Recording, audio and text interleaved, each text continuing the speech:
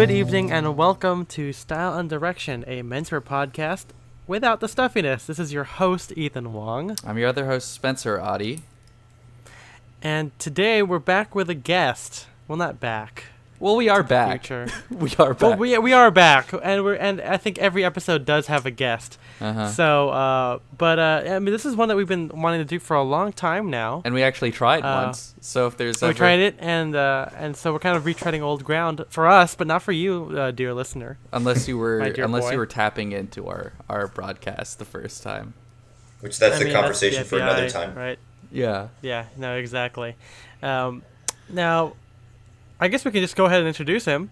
We don't need all the the before stuff. I forgot the words, but the hubbub. The hubble. What do you call it? Hullabaloo. We don't need the Hubble Space Telescope. We don't need it. It's a waste of taxpayer money. That's my. Well, let's give a good round of applause to our guest, Austin. Now hold for applause. Oh, okay, sure. I'm so glad that he's actually clapping his hands in a circle. That makes me so happy. Yeah, you guys can't see it, but I did a round of applause in a circle. Dad jokes on point. It's the way it's supposed to be done. Oh yeah. Well done. Thanks. Steak reference. Okay, cool. Now Austin and I mean, we've been friends for like 3 years. No, at least two. I'm not sure about 3. Let's just meet in the middle, 2.5. I feel like that's a safe bet. Sure, yeah. And so for those of you who don't know, Austin is a big contributor on our Street Express Facebook community, which if you're not a part of, I say go ahead and join in. Come on, guys! A bunch of great guys. It's fun. We're kind of close to 1,000, so that's kind of a cool. Oh, really? I didn't even know. It's already 1,000, dude. I didn't realize that. No. It's at 825, so we're getting there. Let's round up. Let's 1K. That's a big deal. Yeah. There you go. But it's again, like I told for the episode with Algis and Derek, and if it wasn't for these guys, the group wouldn't really be an effective one. So hats off to Austin for not only posting outfits, but discussion topics every once in a while, and Austin. So the reason why we have him here is because he is also part of other groups too. A lot of the other menswear groups on Facebook that. Again, there's not a lot of classic menswear ones. I mean, strictly classic menswear. There's a lot of regular men's fashion ones, and so that's why he's here to give us some insight on that. He grew up. I don't know about grew up, but he's a connoisseur of the Menfluential guys. You've got Antonio Centeno, you've got Alpha M, Brock the Modest Man, a bunch of other guys over there, and but basically, Austin and I became friends. He just literally, I think either Instagrammed me or what is it, Facebook? I don't remember what it was. I think I found you on Instagram, and when I realized that Facebook owned Instagram, sometimes they link your Instagram friends on Facebook, and so when I found him, I was like, oh my gosh, this guy's like a celebrity. So, I kind of fanboyed a little bit. I was like, dude, I follow your blog, and I totally took the cool hat off for a little bit, and I'm like, I feel like a creeper right now. Thanks, Zuckerberg. I don't even own a cool hat. Nice. But yeah, I mean, because we started talking again when I was still working on my MBA. I was working retail, and I think we video chatted a few times, even back when I was in my old apartment or that room I was renting with my friend Scott. And I remember talking a lot, and I think I called you once after I got an alteration because I wanted to tell you about it. But why don't you tell us about your journey with menswear? Was it something that you've always been into? Was it something more recent? It was probably a little bit not necessarily in the forefront, but kind of in the back of my mind, still relevant, but not a primary focus.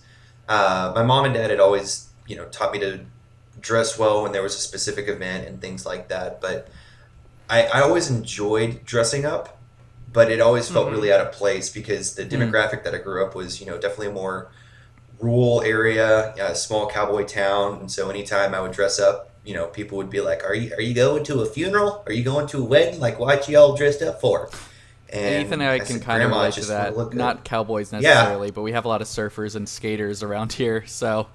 And that's all we hang out with. Exactly. So they're We're like, just a bunch Totally. of dude, surf what are boys, you, skate boys. what are you doing here? So Do you have like a dress bolo tie and a casual bolo tie? absolutely not.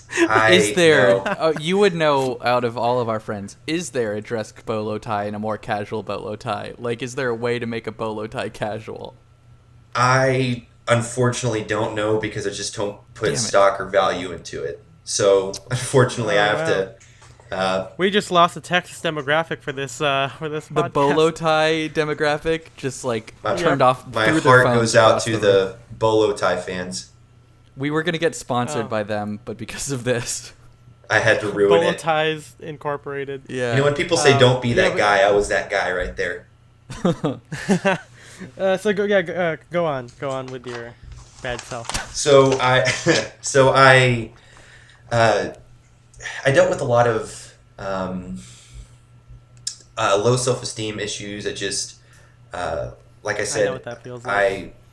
I was bullied a lot in the church that I was in, and that really affected me because I was actually homeschooled, and so my homeschool group, the majority of them were actually part of that church, and so these were my closest friends, and they just started turning on me, and I'm thinking like, what am I doing wrong? God, that What- sounds awful. Yeah, that really it sucks.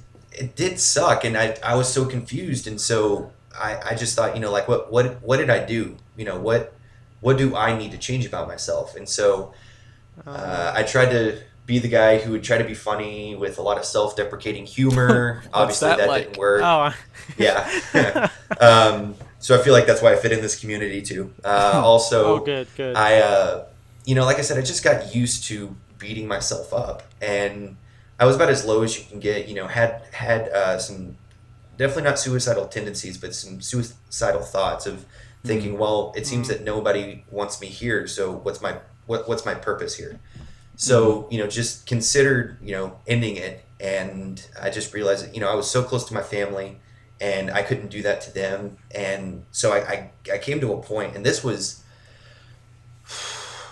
probably 8th grade freshman year of high school, and so Oh, man. I just thought, Yeah. so it really pivotal time, and I just thought,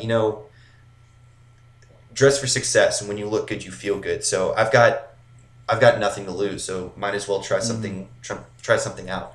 And so it was trying out a darker pair of jeans, and then a button up, and then maybe adding a tie and putting some product in my hair and actually styling it, and it just kind of grew from there.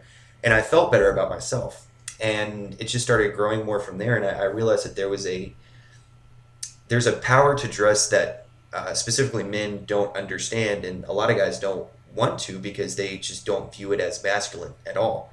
And for me, it was probably one of the most masculining, if that's a word, but it definitely made me feel more like a man after I began to dress well and have that confidence. And so at first I was dressing to get compliments from people because of my insecurities, but as I began to mature and grow older, I realized that it was something that I wanted to do for me and me alone. And so whenever I dress well, it's not dressing for other people, it's an expression of myself.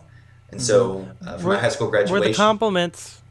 Oh, sorry, I didn't mean to cut you off. No, I was it's just gonna okay. say, like, what kind of changes did you see as you started dressing up? Like, obviously the compliments were a big thing, but did you see any other changes from other people? Like, oh, maybe we shouldn't pick on this guy anymore, or stuff like that.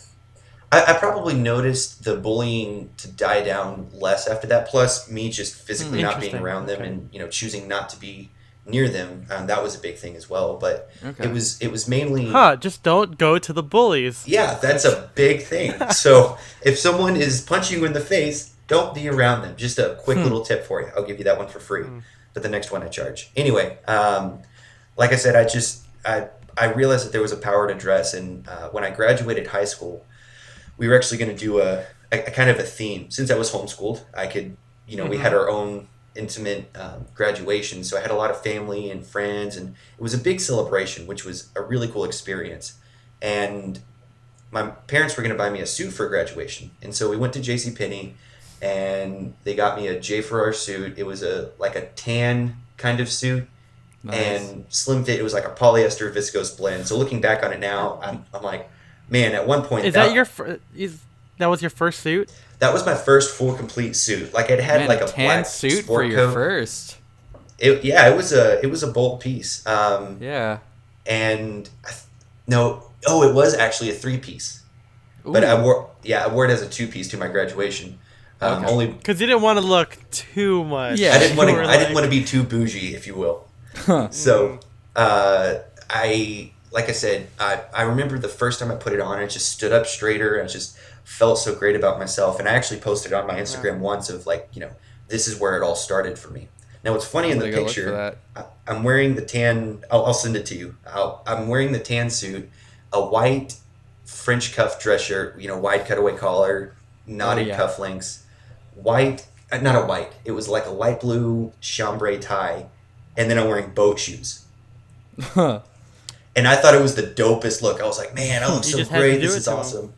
And then I look back now, I'm like, I was so far off. But that, like I said, that's where I started. And it just kind of grew from there. The love and the passion, it just really grew into a passion that I wanted to give to other guys that, it's okay to feel good and to feel comfortable in your clothes. And that's something that I wanted to present to guys. Long story short, here I am. Wow. There you wow, go. That's super cool. I mean, let me just give a quick anecdote for some listeners here. So one of my first suits was also a tan Do what? suit. One of my first suits was a tan suit, and Oh, okay. I got it when I was in the Philippines.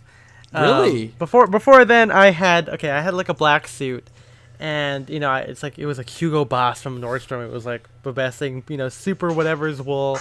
And then I went to the Philippines, and I started I think this was after my senior year of high school, so I was like starting to get into this whole thing. How I Met Your Mother had come out, and I Yeah. was like, oh man, Barney Suit up. Stinson's so cool to Yeah. me. And so I was there at this like random department store, and I was like, okay, I'm gonna buy a tan suit and a gray suit, and the tan suit fit better than the gray one, and the gray one was like a slate gray with covered buttons. It's just so bad. But it just reminded me of like, yeah, Interesting. I had a tan suit, and I would like, oh, I can wear a jacket with these tan pants, so I can swap this and whatever. Do you have So it was photos one of of the those? first times. I do. I think it's one of my profile pictures on Facebook. I'm like holding a Panama hat, and I'm like, Ooh, boy. giving a little mug in the camera, and Got some black metal fine and on it's a you. response. Oh yeah, I mean, I should share it more often. But also, we had a client today at work who who commissioned a tan suit, twill cotton or twill wool. I think it was kind of heavy. Anyway, he got it. It was made as like a replica of a Tom Ford suit, and he kind of teared up when he opened it. Hmm. So That's a pretty cool. beautiful tan moment. suits, baby. That's awesome. Yeah, it was. It was kind of interesting. Yeah. See, I forget that Ascot Chang does suits. I thought it was just shirts. No, we do everything, man. We make bespoke pajamas and not bespoke pajamas, but like custom pajamas. That's cool.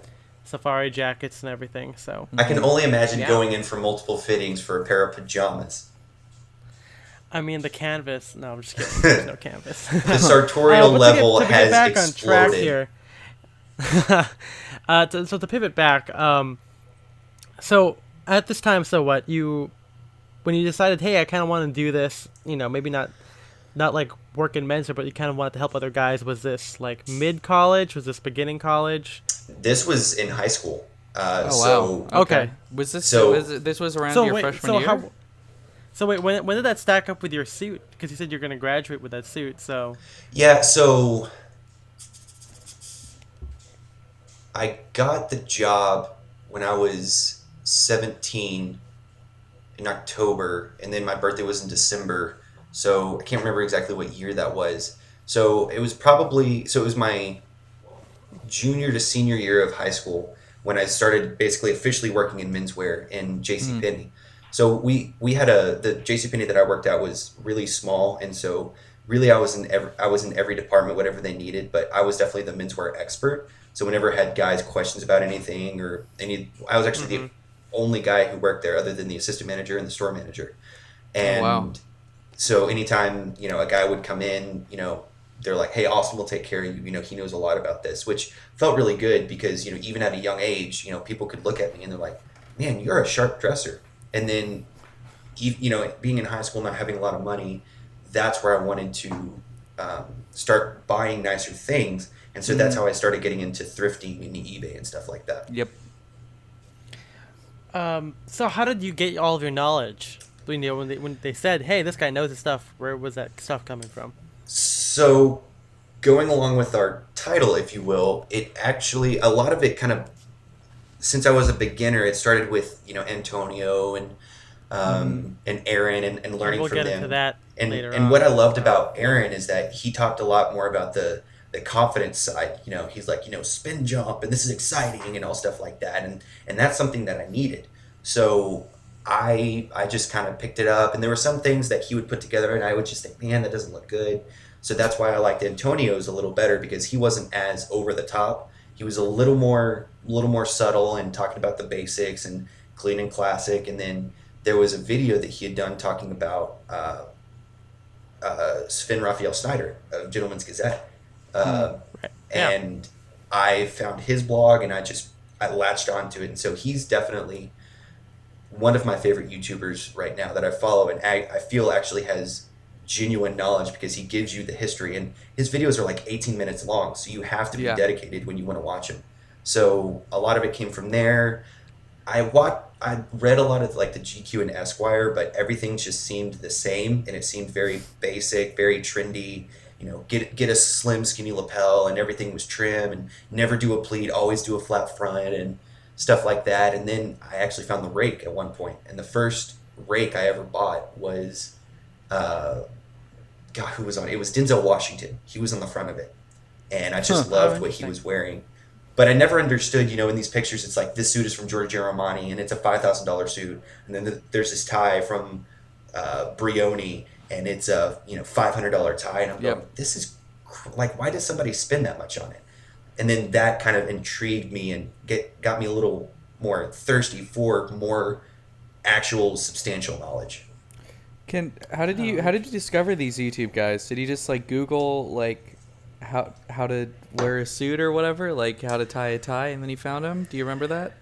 Yeah, things like that. And it was also, how to wear a navy blazer. And there Okay. was one actually. Have you guys ever looked at it's the website Mr. Porter?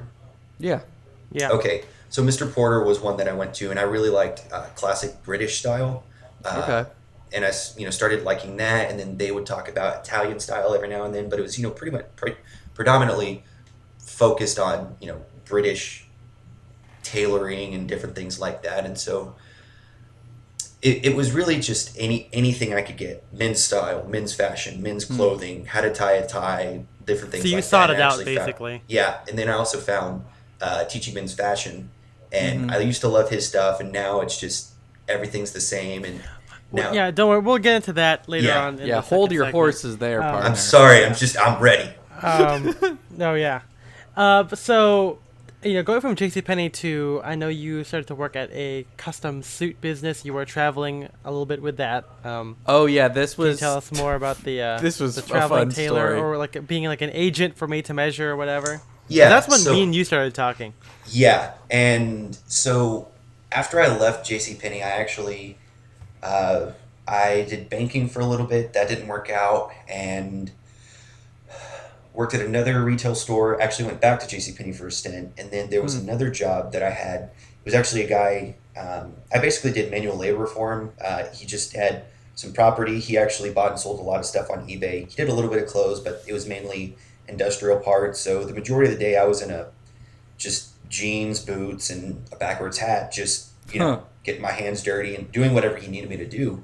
And then I Yeah. would go home and change into a suit and tie, and then try to promote my custom game.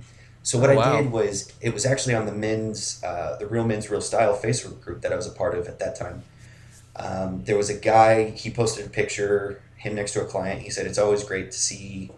Uh, it's always great to see you. It's always great to see when your clients show up." And I reached out to him. I said, "Hey man, I'm trying to get into the men's style game. Are you hiring?" And so he hired me as an independent clothier. Basically, I worked under him, and he said, potentially, you can have your own private label under me. So I was selling through him. I actually made my first suit sale, the first StyleCon I ever went to. Hmm. The total sale was about $1,300. He bought a $900 suit, and then $300 pair of monk strap shoes. And then Okay. after the conference, I never heard from him again. And so my client is talking to me and he's like, hey, where's my suit? Where's all this stuff? I said, I don't know. Ethan's not talking to me. So I ended up cutting ties with him. I said, Wait, his I name can't was deal with this. Ethan? Yeah, his It name was Ethan. you. Oh my I god. thought you looked familiar. Yeah. Me and my Did- $1,300, baby. So were Yeah. you the Take one that, that was Style doing? Con. Were you the one that was doing the measurements and all that stuff too, or Yeah, you were so- just like? So I was yeah, doing go on. measurements. I was picking the fabrics. I was picking the linings and everything for him. So I was, like I said, doing everything. And so, decided that couldn't work and still wanted to be into custom. And what was actually funny is at the time that I was selling custom through What's this funny? guy, I had actually reached out. I was talking to Ethan at one point, and I actually tried to sell Ethan a suit at one point. I said, hey, man, Huh. you should get a custom suit for me. And he goes, man, Little I did you don't know really he spend-" was the one. He was the one running He it. was the man.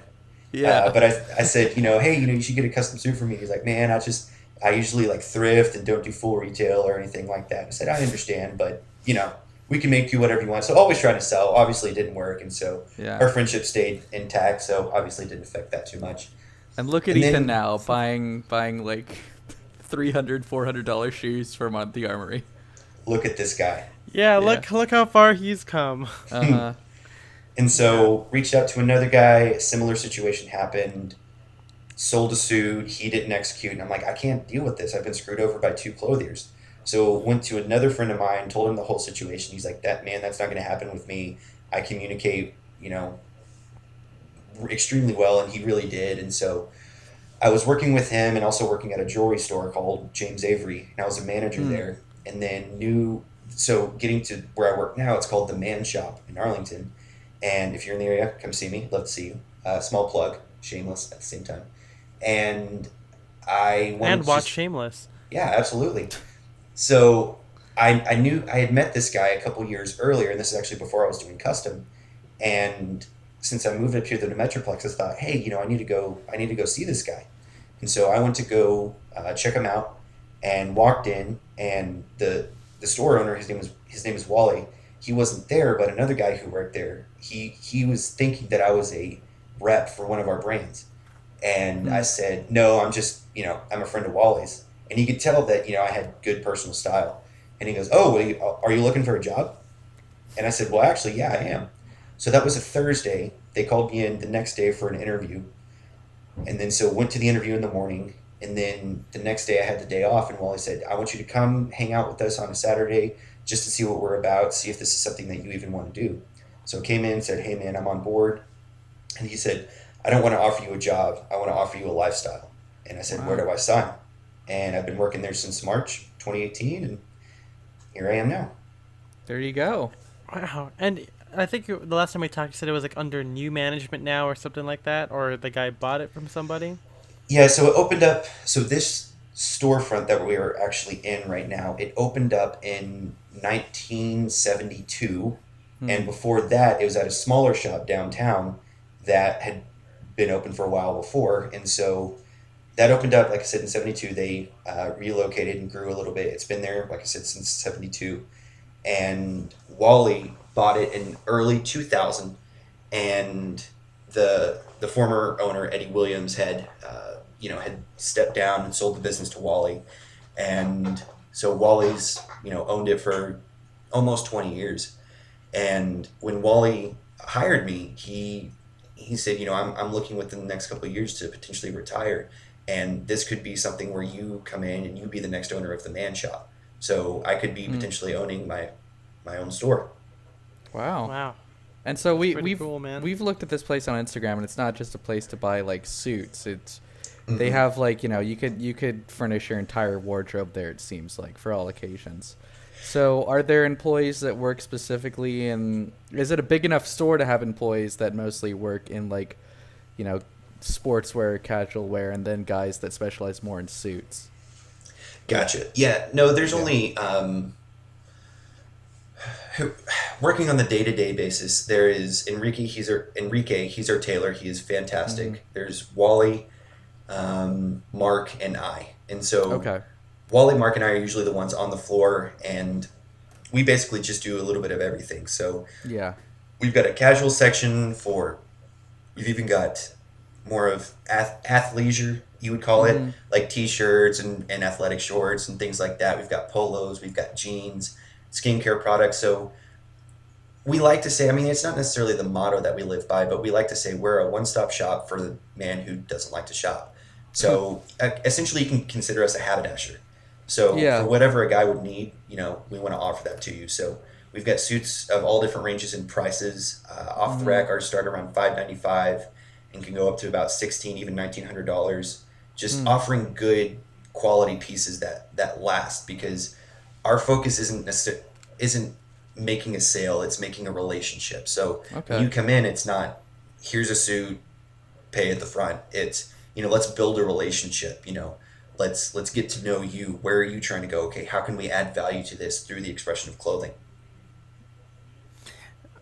Well, yeah, I mean, I feel like that's a lot of what the stores today are trying to move toward. Yeah, They're a yeah. lot more brand lifestyle stores. Um, so what kind of brands do you carry? I mean, obviously, I don't know the demographics of Texas. This is not exactly like an Armory or the Bloke where they carry, the names like Ring Jacket or whatever. Hmm. Obviously, it's going to be a little bit different, based on your location and then the people that go in there. So Um, we carry specifically for suits. I think in the podcast where you had Aldous, he had talked about Spear and McKay, and yeah. he had talked about Samuelson. So we carry Mm-hmm. Samuelson. They do full custom and also off the rack as well. So we can Okay. we can do casual through them. We also do Jack Victor. They're out of Canada as well. I guess we have a thing for Hmm. Canadians. It's odd. Who Feels doesn't? slightly un-American, but that's Yeah. another conversation. We also carry, it's a new brand. It's been around for probably about 5 years, called Strong Suit. It's definitely the most trendy that we carry. A slightly shorter jacket, more trim, narrow lapels. So it's Mm-hmm. more for our younger demographic, our younger guys, or guys who just want something that's just classic but looks a little more modern. Yeah. Uh, we carry Powell's Larry um, shirts. We carry Eton shirts. Mm-hmm. So those are probably the bigger name brands that I would say, like off the rack, and then we've got some other custom options and things like that. We also Okay. do carry Gitman as well. Oh, okay. Oh, that's cool. Yeah. Yeah. And you also have like a whole bunch of like athletic clothing, golf stuff. I know is a big thing, like the golf polos or something like that, right? So we've got more, polos that are, because we've got guys who golf, but they want to be casual but still feel comfortable. So we've got anything that we have. We want it to feel like you can live in, that you can breathe in. That it doesn't. You're not sacrificing comfort for looking good. You can have both. So, like I said, we try to carry a little bit of everything. We have some guys who they only buy the casual stuff, and some guys they only buy the dressy stuff, and everything in between. Okay.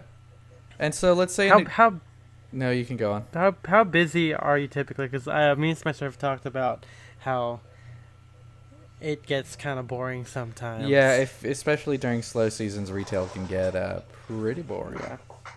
And I'd say, so we have a very strong clientele base. People who've been shopping us for years, people who just pop in and they realize that we're different and they like that. They just like to mix it up a little bit.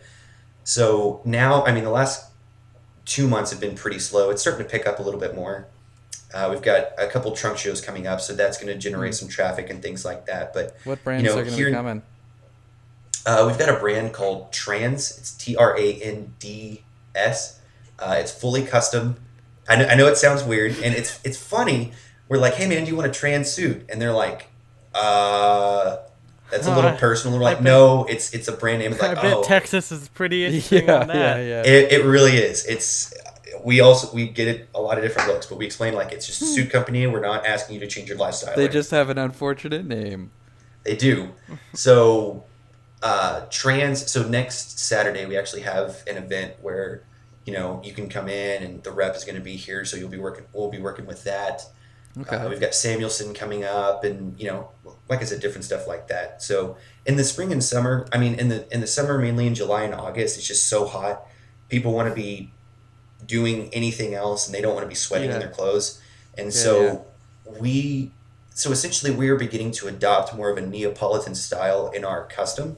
We've actually got some off the rack, which the jackets are like fully unlined, unstructured, very breathable, light fabrics. So it's taking the suit and making it more casual, and showing guys, you can be in a suit and be casual and break it up. And so that's really helped us, kind of taking the, everyone's been on this, Neapolitan Italian kick for so long. We're kind of adopting that, of that climate, since it's similar to ours, and adopting that into our clothing. And a lot of guys are thinking, wait, I don't have to be like suit and tie. I mean, I don't have to be like in a coat and tie and everything when I'm wearing a suit. Like, no, you can actually wear a suit but still be casual. And so that's been a cool little melding for us. Mm-hmm. Wow, it's so good to hear when that when people start to get that that mindset, because even my dad, I think, still right now is like, no, you can't wear a soft jacket. That's weird. Yeah.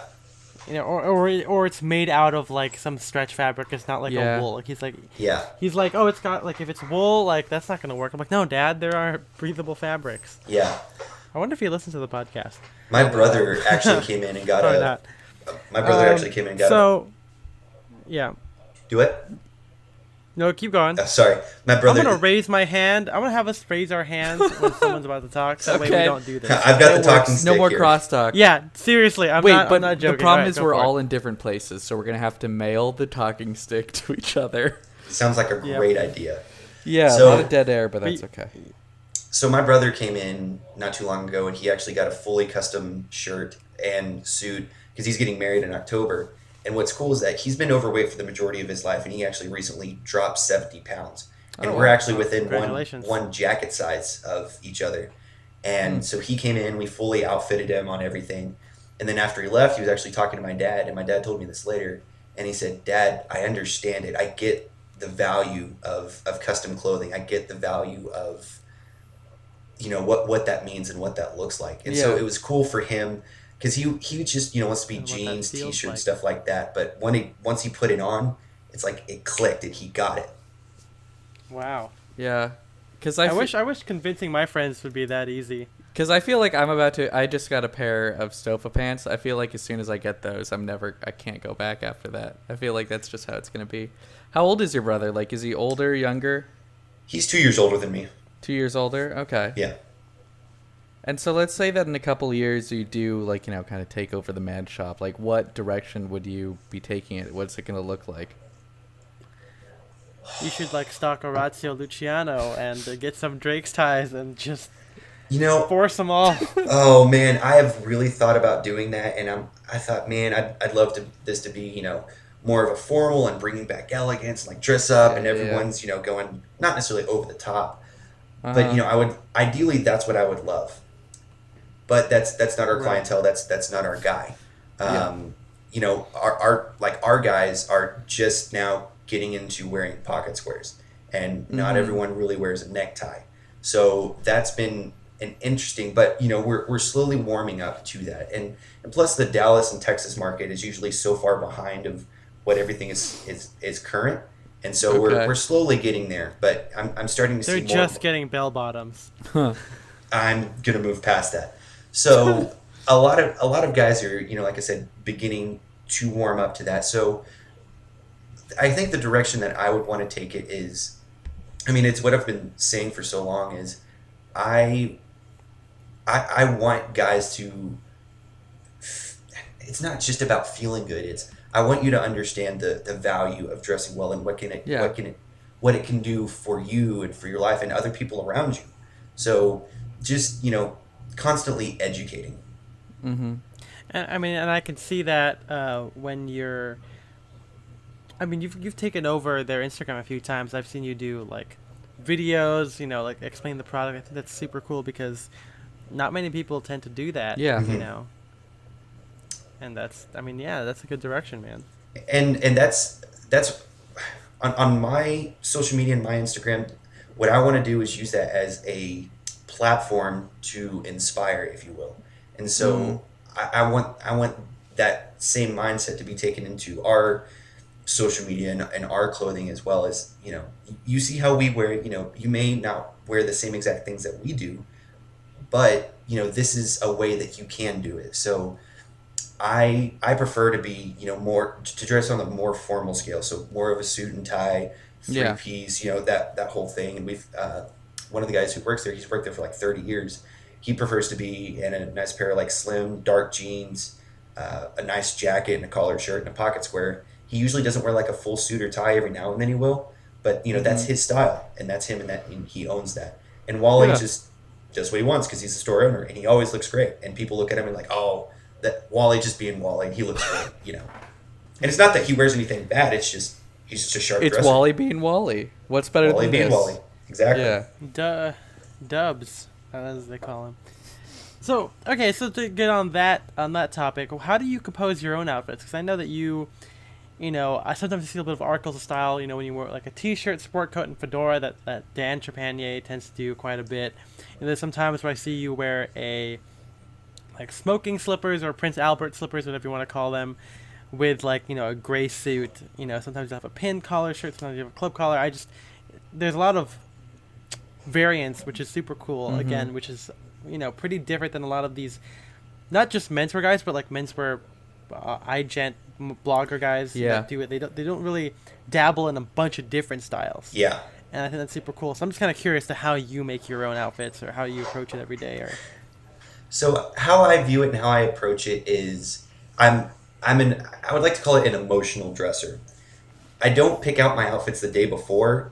I look at what's in my closet and what inspires me that day, and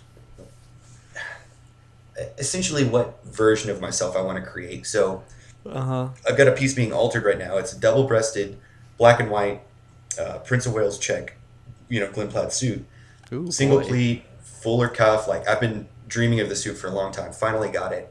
And so that's definitely more on the formal side, heavier pattern, but it's very classically inspired. So there are days that I feel more classically inspired and, think, I want to wear pleats and cuffs and, a nice pair of cap toes or something like that. Be a little more classic. And there's sometimes I want to push the envelope a little bit. And so, I'll wear, a red gingham shirt with a white contrast collar and then a yellow patterned tie, and then my brown suede velvet slippers. Just trying something new. So I'm always trying to push the envelope and just seeing, I've never tried this before, so let me try that. You know what, I didn't like that. And it's always kind of refining what I want. And so it's really of who I want to create for that day, if you will. I definitely do that because Spencer and I have a kind of we like a lot of different styles as well. And I look at my closet, I'm like, okay, what am I doing today? Armory? Sure. Am I going to do Drake's? All right. Bryceland's? Let's go. Yeah. So I definitely get that. Yeah, and I mean, so much of developing your own style and kind of honing it is just like experimentation, and it's like just figuring out what works and what doesn't. Exactly. Yeah. How do people kind of So react I don't know if to your that style? answered your question or not, but It does. It does. Okay, good. It does, but I'm just wondering. So, how do people react to your style? Obviously, you work in an environment that requires dressing up to a certain extent. Yeah. Obviously, your coworkers and your bosses don't dress the exact same way or the same formality, and I'm sure that not all of your friends dress up as well, unless you're just blessed to have a whole bunch of cool dressed up friends. But yeah, how do you what's the environment like for you when you're dressing up?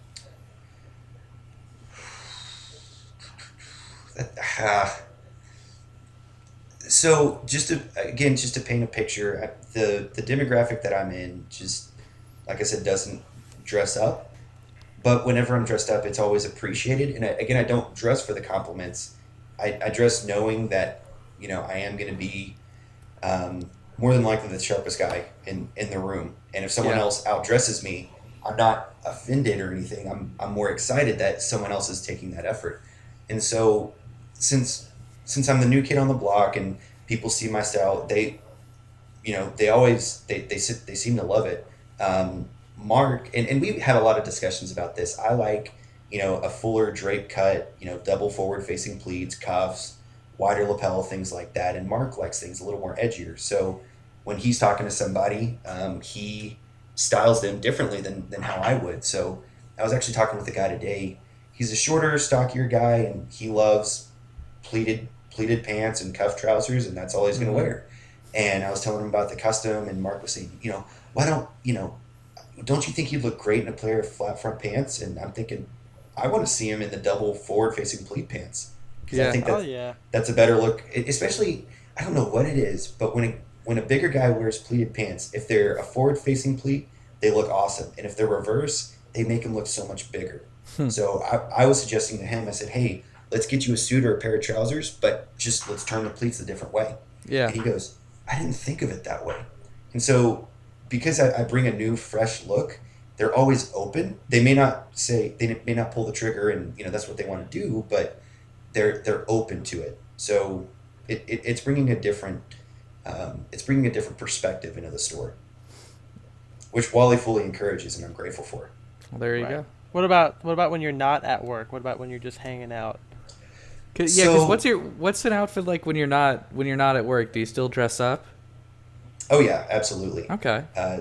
Today, and I've done this the last couple nights, just because I come home and I just want to lay down, and so I'm not going to lay down in a suit. So I'll usually put on like my sweats or a t-shirt or something. But Yeah. outside of that, even if I'm just hanging out, I want to put on a pair of nice trousers. If I could wear a jacket every day, I would. But my the weather doesn't necessarily allow that in Texas all the time. So Right. I'm beginning to experiment more with. So I would say now it's my perspective on my casual everyday wear, what you would call, is constantly being modified. Gay Talese is a big style icon in my mind, and he's got like 80 or 90 suits, and in my mind that's a goal, and even potentially Wow. surpass that, because I just love suits so much. My casual game is inspired by him, because he had this double-breasted suit once, and he said, this is a suit that I'd probably wear in the afternoon just hanging out at my house. And I'm thinking, that's a double-breasted suit, and that's a gorgeous shirt that you would put in that, but you'd only hang out in your house in that. And I think that's the kind of person I want to be. Even though I'm not at Oh, work, wow. I'm Okay. still in a suit. Just being sold out. I've got 2 pairs of jeans, and after these puppies wear out, I'm probably not going to have another pair. Unless, Oh, wow. I mean, that changes, but that's just, I don't necessarily feel comfortable and confident in them. I just feel better in I a suit or would trousers. love a terry cloth DB jacket. I would wear that at home. That would be I've awesome. seen illustrations of Yep. that. Yes, I've It's seen like a lot of towel people do Kind that. of like just a- so I that can- means like a it's Goldfinger perfect for aesthetic? inside. Exactly. Yeah. Exactly. It's pushing some Wow. boundaries. Uh-huh. Oh yeah, no, definitely. But yeah, wow, that's interesting, because I've never heard a lot of people who want to dress up even when they're casual. Yeah. Mhm. That's quite the goal. Pretty Because good. Spencer and I have been refining our casual game to be not suits, Mhm. but still look in the way we want. Yep. Which is I tough. would guess yeah, it is tough, because there are a couple times when I'm dressed down and I'm like, I don't really feel as proud of this outfit as I would be now. I mean, now I am, but like before, but when I was still transitioning, I was like, it's kind of just jeans and a t-shirt or whatever. But now at least there's a whole bunch of stuff. Yeah.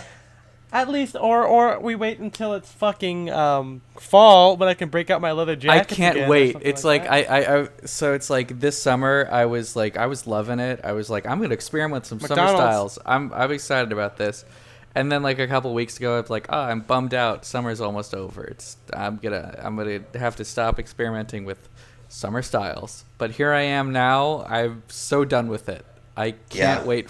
I can't wait to break out my M43 layer with sweaters, whatever. I can't wait. Last time So- we tried. Oh, sorry. You could go on. So a little note about that. I wrote it down so I didn't want to forget. Sorry, the talking stick is raised. We were talking about, and your guys' casual game has definitely encouraged and inspired me to, experiment a little bit more. And I'm actually trying to find a belted safari jacket. Oh boy. I think that would be Man, really people are cool. still Nice pair of doing that. trousers, maybe like a neckerchief or like an ascot and a collar. I think that would be a Yeah. really cool look. Like our You know, friend something Andy like does that. that. It's really great. Yeah. They're Yeah, awesome. you I just Yeah. haven't found the one I want to pull the trigger on yet. But Uh-huh. again, a small little sneak peek on the subject that we're going to talk about. There's a guy, Tanner Guzzi. His YouTube page used to be masculine style, but now it's just Tanner Guzzi. He used to work at Beckett and Robb, working in suits all the time. Yeah. And then once he went full YouTuber full time, he talks about more like being casual. You don't have to be dressed up all the time. And I actually asked a question at Menfluential once, talking about what's a way to still be dressed up, but dress, I guess, appropriately, where essentially everyone would understand it. Mm-hmm. Right. And at one point, he basically talked about conformity. Just you don't want to be the guy who's in a three-piece pinstripe suit all the time and anything like that. And so maybe you just kind of turn the knobs down where it's a little more casual, and maybe wear a double-breasted jacket but with a pair of jeans and patch pockets and just a pocket square and things like that. And where I did appreciate that advice, I did disagree with it, because that's just not something I feel good in. And Mm-hmm. I guess I just feel like a lot of YouTubers and bloggers now talk down about suits, and just they're pushing this just age of casual, and I just don't like that, and that's just not me. Interesting. We'll touch Yeah. back on that when we come back from the We'll get break. into that.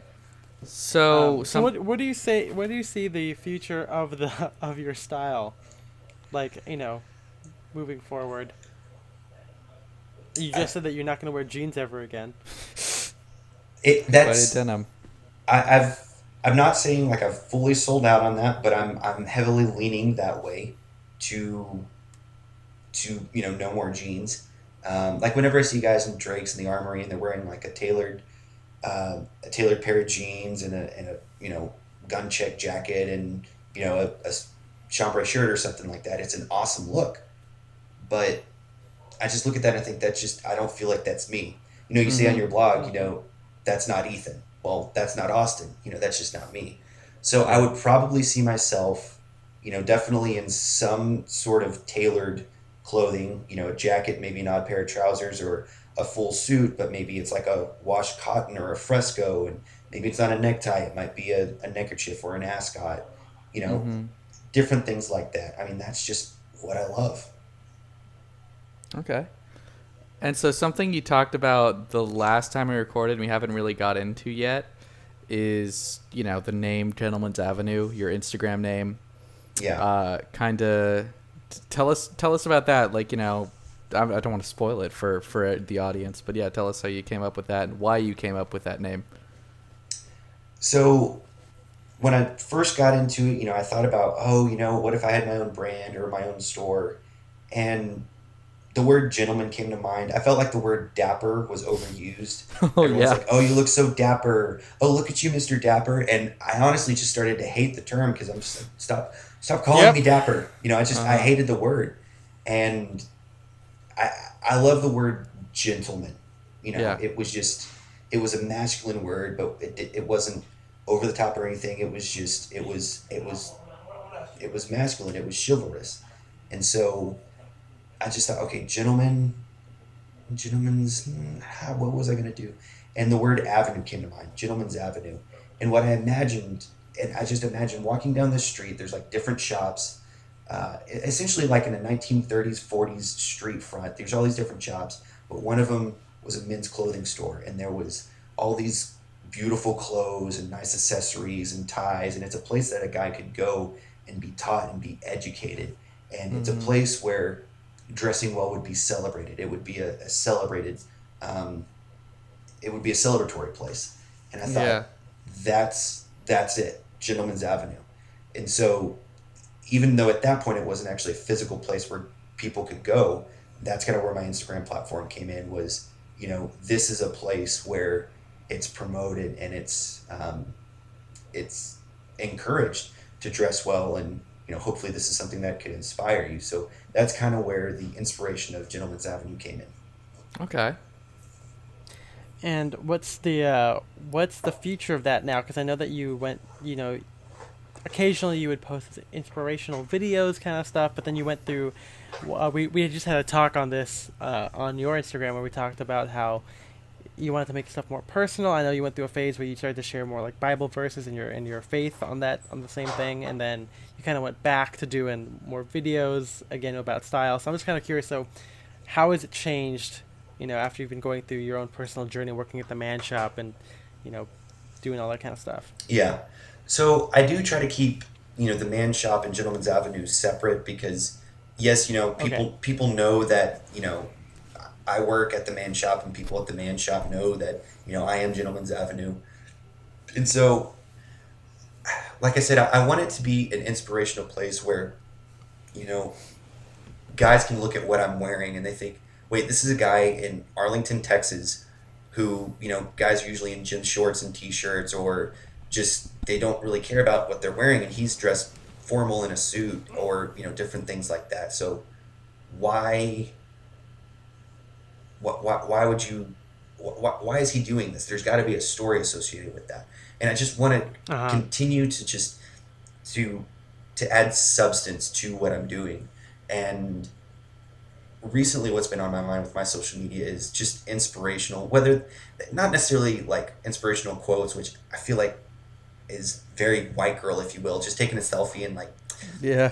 strong as the flower that makes it through the wind. Like, what does that even mean? Just stupid stuff like that. I didn't want it to be Yeah. the white boy version of it, but I wanted Yeah. that to be, this is actually a part of my life. This is who I am. I want to invite you into it, and this is my story. And hopefully this is something that you can attach into your life, because we all have hurts. We all have things that we go through, and clothing is not necessarily an escape, but it pulls out the best in us. And so you should always be promoting the best of who you are through your clothing.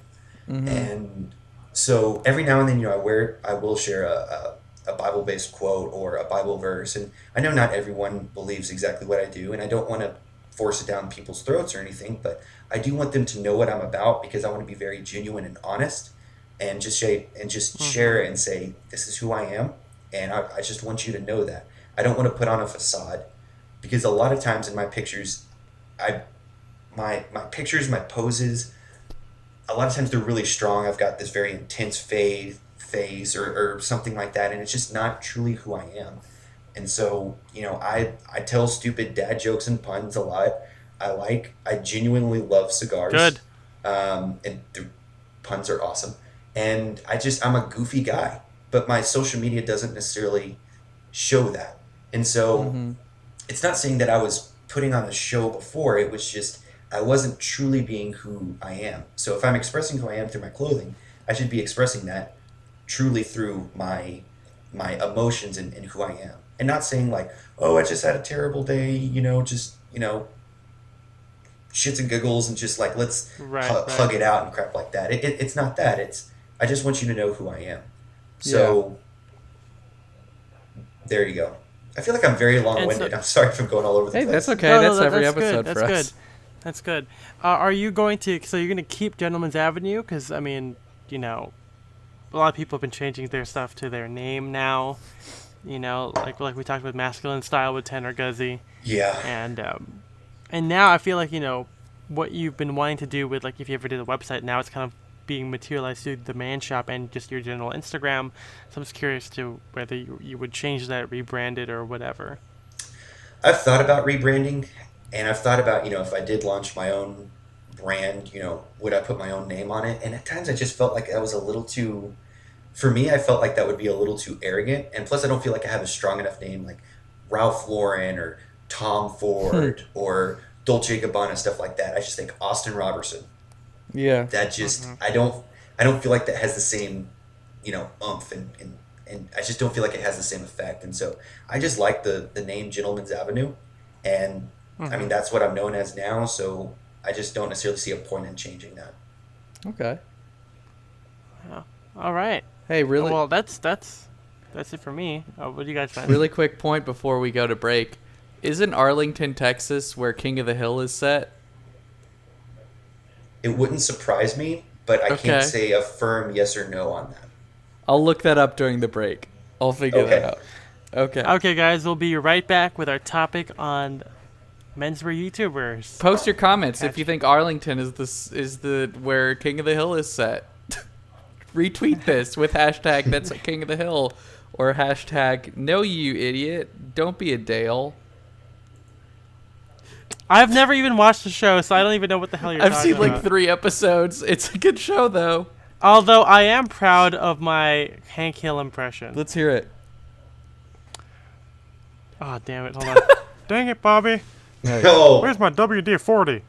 Okay. that's actually You're really a loser. good. You're a loser. Yep. Yeah, Hank thank- of the Hill oh, is the quick- best YouTube poop of all time. Check it out. Yeah. Yeah, quick comment is because I used to want to be a voice actor way back in the day. So Back in the day. I'm pretty proud of my impressions. Okay, we'll be right back with more Sound Direction after this.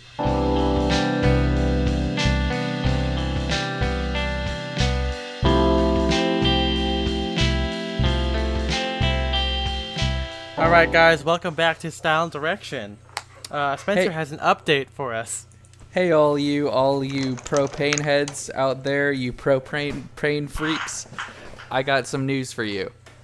King of the Hill is set in this fictional small Texas town of Arlen, Texas, although it is partly based on Arlington. So that's your King of the Hill trivia for this episode. Great, thank you for that. You could take that to the bank. And do what with it? Okay. Confuse the teller? You could tell the bank teller. They'll enjoy it. You're gonna Like, tell sir, the teller? can I help you? Sir, how can I help you today? Yeah, hey, I've got this. Did you know that the King of the Hill is set in the fictional town of Arlen, Texas? Sir, But I it don't is understand what loosely I'm supposed based to on do. Arlington. Oh, well, a podcast told me to take that to the bank, so I did. We want to hire you at this bank, sir. You have the gumption to run this place. Who are you? You must be pretty important.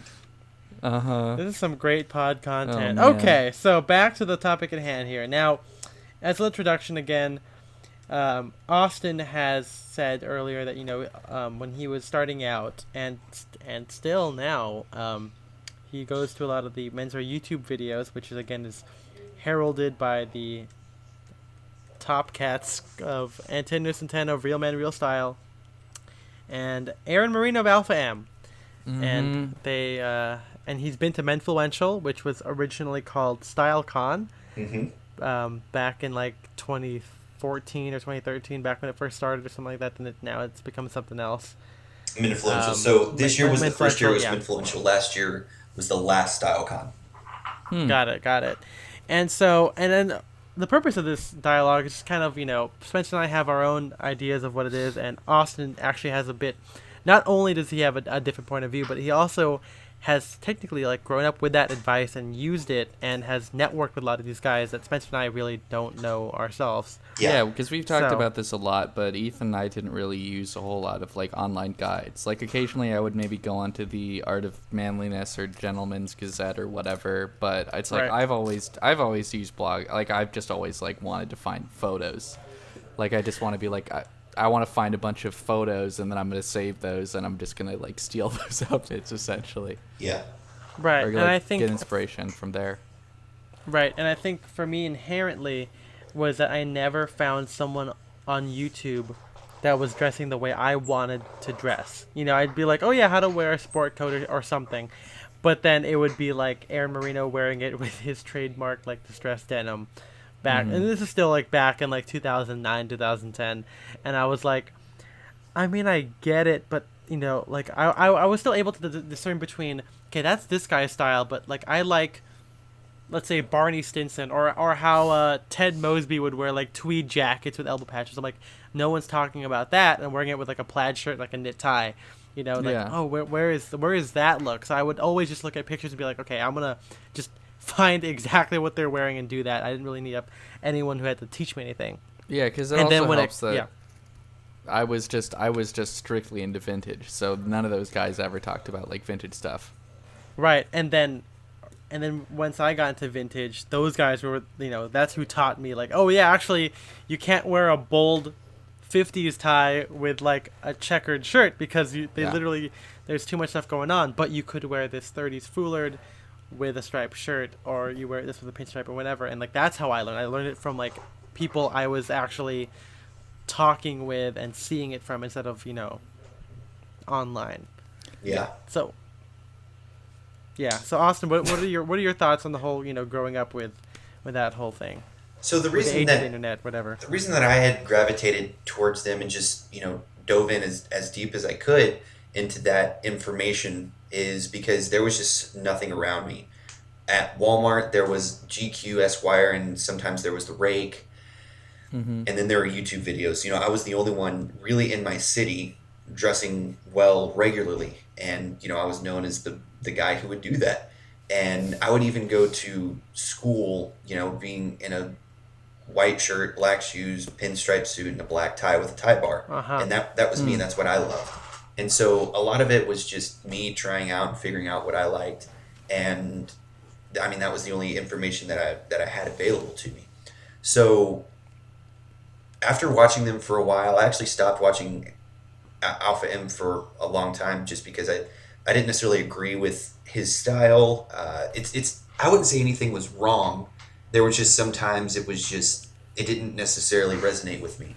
So that's when I started focusing more on Antonio Centeno's style, because he was in all of his videos, maybe for a select few, he was always in a jacket, shirt, pocket square, and occasionally a tie. And that was what I liked more and more.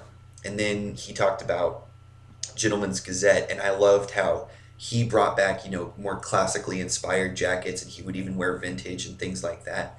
And even once I stumbled upon Street Expressa and how you guys talked about it as well, those were some different outlets where I could definitely be more encouraged and just learn more that, I mean, I just didn't know because, like I said, there was absolutely nothing. And so I fell, like I said, head and heels over it because that's all I knew. And when I heard that there was that conference going on, the first year it came out, I wanted to go, didn't have enough money, couldn't go the first couple years. And then for my birthday, I told my parents, I said, this is what I want. And so they actually bought me a trip, and I was actually able to go with my dad, Oh, wow. which was a really cool experience, great bonding experience for he and I. And he was better able to understand that this wasn't just for appearances, it was for substance purposes, and he was able to talk and connect with a lot of people as well. So being able to meet those guys, at one point you would said on a YouTube, not a YouTube, an Instagram live, talking about it, it came across as like a pyramid scheme, sign up for this product and stuff like that. And if Yeah. I could be speaking out of turns, Right. No, go ahead. I was just going to say, if I'm speaking out of turn, let me know. As someone who's been there, talked to the people, it's something that they are really great guys. They set it up to where, you can talk to all these YouTubers, you can talk to all these guys that you look up to, and they can give you specific advice to you, and you can just talk and, geek out about clothes and style or anything like that. Okay, so before we get into that whole thing, why don't you tell us like what that exact first StyleCon was like? Like what did they talk about? What gravitated toward you? What did you gravitate toward? What stood out to you? Stuff like that. So definitely the first person that I gravitated towards and just could not wait to see was Sven Raphael Snyder of Gentleman's Gazette, just because he's, like I said, one of my favorite YouTubers, and I just love the way that he dresses and presents himself. So we get there, we sign up, I see some people that, I've connected with on the Facebook groups and stuff like that, and, we start up a conversation, and then that's when the speakers start. And the first guy who started was actually not in the style menswear industry at all. His name is Ryan Mishler of Order of Man. He's got a great website, great Facebook group, and he started off by saying, these next couple days you're going to hear a lot of information, but it's going to be absolutely worthless if you don't apply it. And so they talk about fitness, they talk about clothing, they talked about male depression, and he said all this information is going to be useless if you don't use it and utilize it and make it a weapon, for yourself. And so that was cool that just right off the bat, he set the tone of saying, this is something that, you've paid the money to get here. Yeah, it's great to hang out with your buddies, but you're here to learn. And so that's why it's better to call it Menfluential than StyleCon, because yeah, they do talk about style, but they only really had maybe 2 or 3 panels talking actually about style. Oh, wow. Yeah.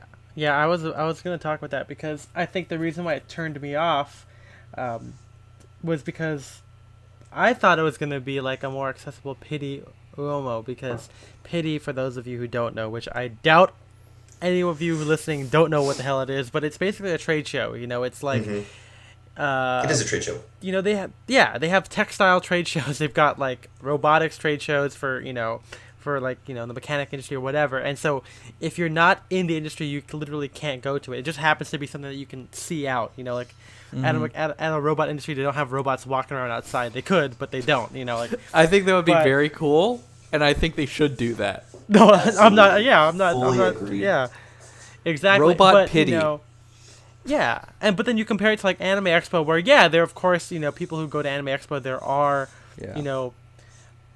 not only are there studios there, but there are also like innovations in animation technology, which I'm sure there's probably there's some animation technology trade show, but they still go to that. So like not only do people in the industry can see it, but like regular people can get excited about joining it or consuming it eventually. And so I thought, oh, StyleCon is cool because it's got a couple of these YouTuber guys. It's got Gentleman's Gazette that I kind of liked at the time, and I still have a lot of respect for. But after I saw some videos, especially later on when it started to become more Menfluential, that's when it kind of lost me. And now, if we're pivoting toward this part of it, I think I can speak for Spencer when I say that the issue we have is kind of with what you said. Now, the advice, again, isn't bad. Talking about male depression is important. Talking about confidence is important. But positioning it as like a weapon is kind of the weird thing that I have, because it makes it sound not like a machismo kind of way, but kind of like it's selling it as something that's bigger than it is. Yeah. Like Or like how all these guys are like, style is a war, and like you have Yeah. to.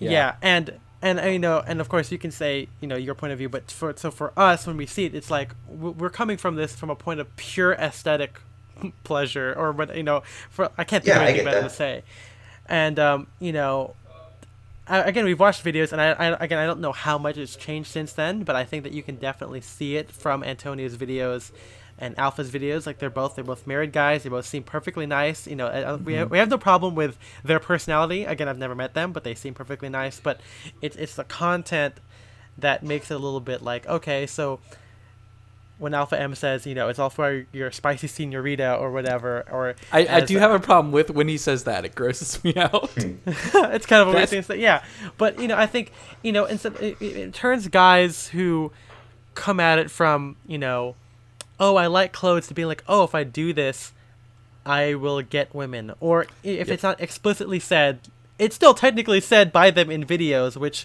and you can see it in the comments a lot. And then I think that's one part where I'm kind of like, okay, Yeah.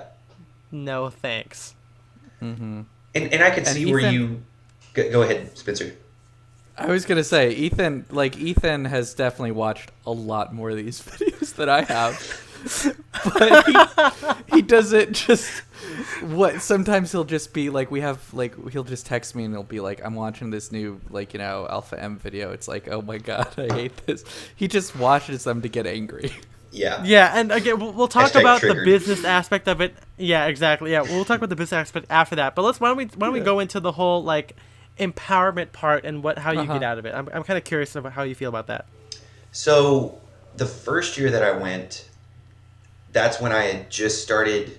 A few months earlier, I had just started doing the custom work. So I believe that was in Right. maybe December or January, and maybe it was November or December, and then the event was in February. So it was still pretty fresh. And Dan Locke got up there, and he talks a lot about the selling and stuff like that. No matter how you feel about him, he really did help me a lot, because he gave me some really good advice that has stuck with me ever since he said it. So I told him the demographic that I was in, and I said, I'm trying to sell people, this product, how it could be great. This is what it means for me, but they just don't understand it. And he looked at me, he goes, why are you trying to sell? And he said this in front of the whole mass of guys. He said, why are you trying to sell to people who don't value what you're selling? And I couldn't say anything because that made so much sense. It was something simple, but I just needed him to say that. And and through those questions, people know, who's asking the questions, and after that conversation, or after he said that, other people would come up and say, hey, I heard that question, this is something that I went through, maybe this will help you. So that's where kind of like the networking and stuff came in. So Interesting. that was something very beneficial for me. um, I mean, did that answer your question? Is that what you were kind of I looking mean, no, for? I get it. I mean, I understand.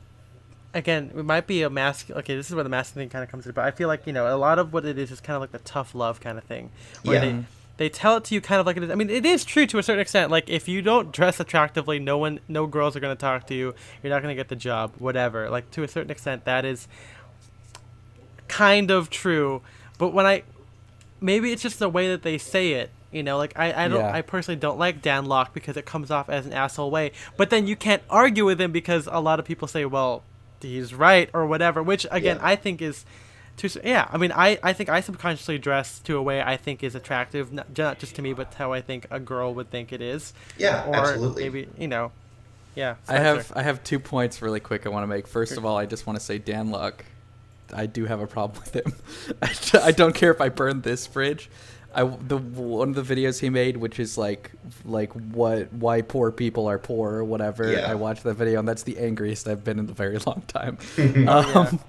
But also, I think Ethan and I are coming at a different way, because when you're talking about how Downlock helped you out, like neither of us are really entrepreneurs or interested in doing sales for a living. Absolutely. So it's like that. I think that's a big part of like why we don't necessarily get as much out of that.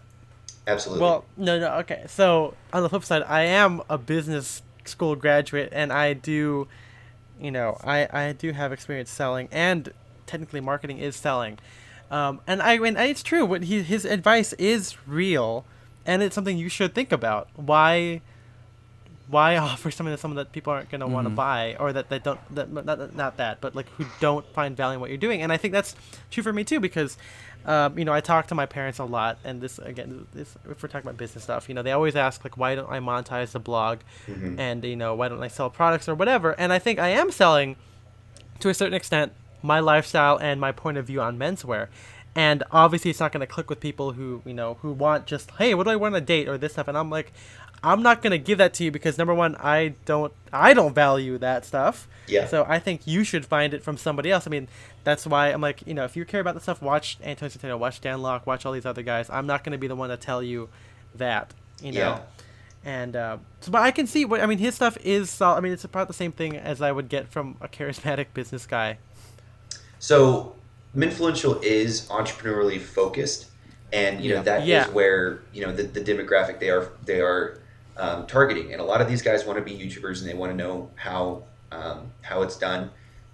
You did make a good point at one point that you said like everyone can do this, and I agree on your stance that not everyone can do it. Not everyone's going to be as successful as these guys are because they are kings of this market, and it's going to be really hard to get to that point. With Dan Locke, and what I think is great about shaking things up and how Aaron brings a really high energy is that he's kind of knocking the dust off some guys who have just been really lethargic, and if it kind of wakes you up a little bit and you're thinking, man, I actually haven't done jack crap, I need to get my crap together, it does help wake them up a little bit, because I mean that's what's helped me. And I've tried to do like YouTubing, and it's really something that I don't have a huge passion for. Every now and then I'll put out a video, but it's just like I said, it's not something I'm very passionate about, and that's not something I necessarily want to do. So if you're not entrepreneurially focused, or you're not an entrepreneur, I can see why it doesn't necessarily appeal to you. There are And relevant things for people who are not entrepreneurs, though. I will say Right. that. Okay. Yeah, Spencer. so one of the things that Ethan and I were discussing as we were watching this video, like the video of like StyleCon, Menfluential, whatever, Yeah. is like, it's how tough it would be to join YouTube when there's already Alpha M, like there's already all these guys that are doing it, and people are just going to go to them. Like, why they're teaching you how to be them on YouTube, but why not just go to the originals? Yeah. Right. And And the thing I think I was watching, I think Brock was talking about like modifiers or qualifiers for your name, and like how he is like the modest man. So the modest part means that he talks about, the shorter guys, and the man is like the men's lifestyle stuff. So he's not just some generic short guy blogger or a short person blogger. No, he's talking about guys who are between this height or whatever. And the while there's nothing wrong with it, I feel like instead of picking up guys who are lazy, it's turning them into active yet lazy people, because it turns them into, okay, so if I just follow these steps, I'm gonna make it. And you get a whole bunch of guys who have a lot of the same names. Like they have like Dapper Ways. You've got Mr. Style. You've got a bunch of guys who have the same kind of names, who make very similar videos, who have maybe some of them are a little bit more quirkier than others, some of them have a fun thing, but it's basically the same exact thing. And it goes back to, okay, why watch the not trying to knock them down, but like knockoffs, when you can watch the actual guys who have the views. It's like if I said, hey everyone, all you gotta do is take pictures of yourself eating pizza and a thing, but then if there's so many people doing that, you would just go back to Drake's, because Drake's already has the SEO, already has a follower count. Why would you put your attention on something small that is just a parody of what it is? And I think you did bring a good point of, Brock McGough. He and I actually, we keep in touch every now and then, and I really like the guy because he talks about he's got a really niche targeted market, and so they do address talking about like teaching your niche, because there are there are fitness guys there are guys, not necessarily men empowerment, but like Ryan Michler of Order of Man. They do, like I said, they teach your niche, and a lot of people, it's not like every person is saying this is exactly follow this 12-step program and this is how it's going to get done. A lot of guys just say, I just kind of screwed around until I found out what works. So this is what worked for me. It may work for you. The reason I love Menfluential is the community aspect of it, because you're around a lot of like-minded people, and you're just around like well-dressed guys. And a lot of times for me, the reason why I find that so important and I put a lot of value in that is just in my demographic, my area, that doesn't happen very often. So anytime there's a collective group of guys who enjoy dressing well, and that's what their passion is, that's why I love that. So that's why I enjoy going back. I get to talk to people, throughout the year and say, man, I can't wait to see you till Menfluential. And that's what I loved about your New York post, is that, you brought those guys together because you had that community. So that's, to me, that's why Menfluential is important to me. And I'm not like saying like I'm a sponsor for it or anything. I'm not trying to defend it. I'm just saying that's why I like it. It's not sponsored content. No. This is not sponsored by Menfluential. Yeah. I'm totally on the side about that. I mean, I think it's important to be around people who are like-minded and, who get it. Because, I mean, that's one reason why I love to continue to blog, because I always meet these guys who are like classic menswear. On the flip side, though, a lot of the people that I follow or that I'm friends with are people who work in the industry. And then, so the way Menfluential eludes me a little bit is that these guys are trying to be entrepreneurs, doing videos, or making YouTube into a business or whatever. And I'm a little concerned is that they see that as the only way of combining their passion and getting money from it, because again, it ends up becoming super saturated and everything, and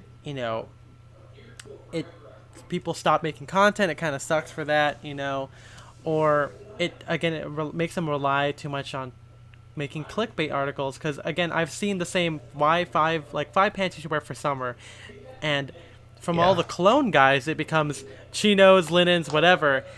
And then even when you get to the big guys, like they still do that like every month or every or twice a year, and it's always the same thing. Maybe the sponsor is a little bit different, or maybe it's not H&M this time, maybe it's Gap this time or whatever, but it still comes to the same thing. And if we can pivot to this, I understand that it's a business. I understand that you have to put something out. I understand how the algorithm works. I'm a social media marketer. I know how that stuff works, but I don't know. It just seems super disingenuous, and especially when they put a sponsor in every single video. Yeah. And it's like, okay, like I'm I'm seeing less of the passion and more of the I've got to make money from this now. Yeah.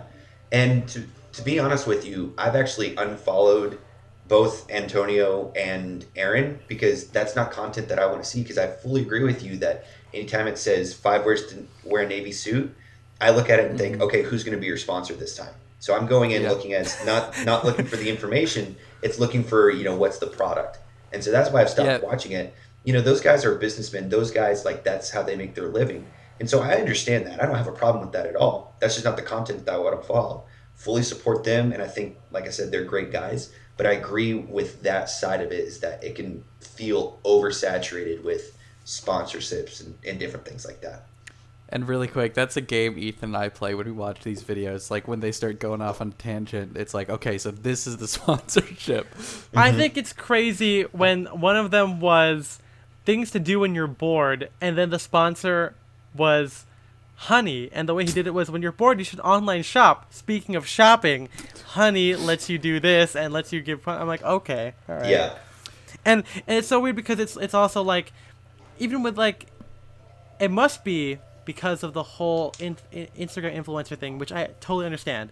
But like, when like a famous woman blogger will take a picture for food, chances are that the sunglasses in her picture are sponsored, and that was specifically paid for them to do that. I mean, it happens with like the Kardashians. Like, any selfie they do before they did like their own line or whatever, like if they held like a cup like that, you could bet that cup paid $500,000 just to be there, just so I can take a picture. It doesn't even have to be tagged; like, it'll be there. Exactly. But the whole oh shit, I was gonna say something about that. I guess the way I come at it is, I wish that they focused more on original content rather than selling, because that's how I approach what I do. Like, I mean, I'm not getting any money, but I think that my appeal is just being myself. And if you want to pay for something that is a part of me, then it'll just happen naturally, and not like, hey, can you just randomly talk about this TV and we'll give you a free TV? And then you have to find a way to incorporate that TV into your video. That's insane. And to be fair to them, I'm sure it's difficult to come up with original content when you're putting out something almost every day. Yeah, that's insane. Multiple times That's per day, insane. sometimes too. Oh my god. So I will say, and I'm just saying, just to kind of help you understand Menfluential a little bit better. Sure. A lot of the connections that I made that were the most beneficial were actually not a lot of the speakers. It comes from a lot of people who were, I met a lot of clothiers. I met a lot of guys who had actually owned shops. And so they knew that I, worked in actually a brick and mortar store. And so they were giving me, advice, and they were giving me like, hey man, this is awesome. Maybe this is something that you should look into. So it's constantly people looking to better one another. You definitely do meet a lot of people in different industries, but the majority of the time you're going to see the menswear market. And that's why I prefer, like I had mentioned, that Sven is one of my favorite YouTubers, because for the most part, like, yes, he owns Fort Belvedere, and so he's going to push his ties and his socks and stuff like that. But I'd say for the most part, even like him talking about his suits and the history, he doesn't get he's not promoting a specific brand. Like, it'll be like a vintage Ralph Lauren, or it'll be something else that he thrifted. So that's why I like him, because for the majority of the part, his stuff is genuine content. And I do want to hear kind of like what you guys think about that, but that's my perspective. Oh yeah, we got some of that. Yeah, and with like Gentleman's Gazette, that's also kind of different, because like I don't really have any Fort Belvedere products, but from what I understand, they're pretty good products. Like, our friend Mark recommends their socks all their time. A lot of their ties look pretty good, but Apparently it's like, they make some of the best shoelaces in the market. Yeah, and then there's stuff like in Alpha M, like in an Alpha M video where he's like, KK and he's J. talking about the biggest like rip-offs in like fashion, and he's talking about, don't get a Patek Philippe, get a Vincero watch or something like that. It's Or like, That's such an insult to Patek Philippe. yeah, seriously. It's yeah. And you've also got to think that the demographic that he's talking to, Patek Philippe, they start at like 30, 40K.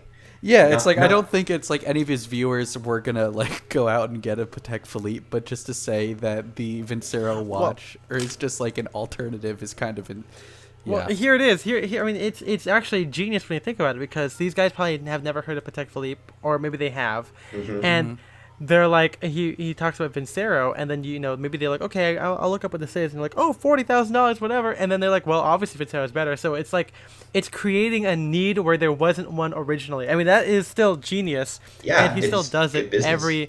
in every video. But I mean, that's how it works for him. But even in that video, I feel like he's being disingenuous, like when he recommends that, because I've seen it, enough of his videos to know that Alpha M refers to himself as a watch slut, which is again a very gross term. And he's like, he owns a bunch of luxury Gross. watches, so he has to like know the value of owning like a nice watch. And I think too, Yeah. he, like, yes, that's something that he buys a lot, but not everyone's going to see the same value in that. If you've got hundreds of $1,000s laying around and you're like 40K, like that's no big deal. And those are going to be 10 Yeah. times better quality. But the majority of the guys that you're talking to, it's going to be about price. They do want a Yeah. lower price with getting a fairly decent quality product, and that's why I don't watch them, because I don't like the quality of those shoes. Like, I actually got two free pairs of Paul Evans shoes. They're decent shoes, but I probably wouldn't pay for them. Right. To go back to the Gentleman's Gazette, I think I mean, yeah, his information is pretty standard for what it is. I think the reason why I'm not a huge fan of his content is because I can see that he's trying to capitalize a lot on what other people do, and it doesn't really work for him as much. Like, it's not as funny, and I know that a lot of his videos are very long for almost no reason, because like, you need to get the algorithm, to be that over 10 minutes of engagement kind of thing. And I think it would just be this is just me personally. I think it would be a lot better if he just kept it, very straightforward, facts based, and kind of what his articles were back in the old days, when when he was the only one out there talking about what a drape cut suit was, and I had Yep. I literally never found any other article talking about what that meant. But Yeah. it's just, yeah, and he did come out with a video saying that he was hiring somebody. And then when I was watching it, I'm like, it kind of is apparent that he's trying to capitalize on the whole YouTube thing, and it's kind of sad for me to see it. Same thing with articles of style. This is not really a menswear lifestyle thing. He didn't really do like advice on how to be a man or whatever, but it's still the same way. Like, his stuff kind of lost its editorial stance and became more of just, I gotta pump stuff out and kind of recycle stuff over and over again. Yeah. And a little point about those guys as well. Like, I used to, like, anytime I would get on the computer, the first thing I would go to was the style blogger, just to see if they came out with something new. I love their Yep. YouTube videos that they came out with. I used to watch those all the time, and I loved it.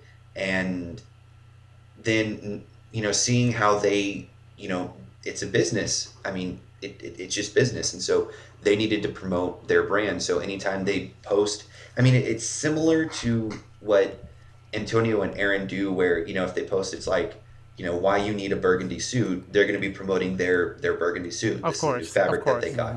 And I still support them, because, like, knowing their story, like, I love their story. I think they're great guys. I would love to meet them. Like, when I go to New York, like, they're on the top of my list to, They are meet the them. best guys, yeah. Yeah, and they're awesome. Yeah, they're And super what I love nice. is that, they're very, I feel like, they're very genuine, and they're just hardworking guys who just love what they do. So I love being able to see that, but it is kind of sad of, like, someone who's actually thirsty for that knowledge. You find essentially this fountain that's, like, pumping out all this information, and then it just kind of dissipates, and you're going, I remember what it once was, and it's no longer that. And that's kind of the disappointing Right. side of it. So in preparation for this episode, Ethan and I were looking at two main articles. Oh yeah. The first one is a GQ article called it's by, oh no, I had to scroll up, by Cam Wolf, which is like a cool name, very cool name, and it's called "The YouTubers Who Teach Men How to Be Men." And the other one Yes. was a thread on the Male Fashion Advice forum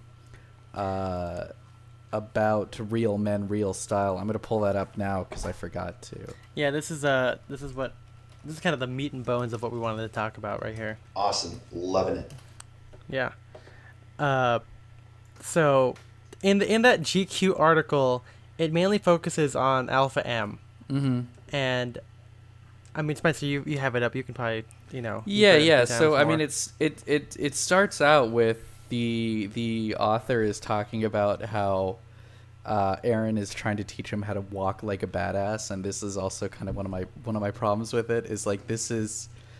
I can't imagine being this calculated about everything, because it's like I Alpha M is the guy that I've seen mostly, I guess, but it's like he has so many videos about how to do everything, like how to. I think it's him that has like how to look at your phone like a badass and stuff like that. Nope, that's Antonio Centeno has that video. Okay, but I just can't imagine like just thinking that hard about everything is just crazy to me. Yeah. And then linking it to being a man, like it's not like it's not like a psychology class. I mean, I guess it is in a sense a little bit, like how people perceive you, whatever. But it's always transitioning to people are not going to like you, people aren't going to give you attention unless you do this, or in most cases, women are not going to pay attention to you if you do it this way or whatever. And I think again, it's not necessarily our problem with them. Because, I mean, they're the ones giving out the advice, so they are at fault a little bit. But then you look at the comment section, and you kind of see how it kind of goes through. And, like, yeah, these guys end up becoming kind of toxic in a sense to where they believe that I've got to, do everything like this or else women won't like me. Or I did all this and women still don't like me.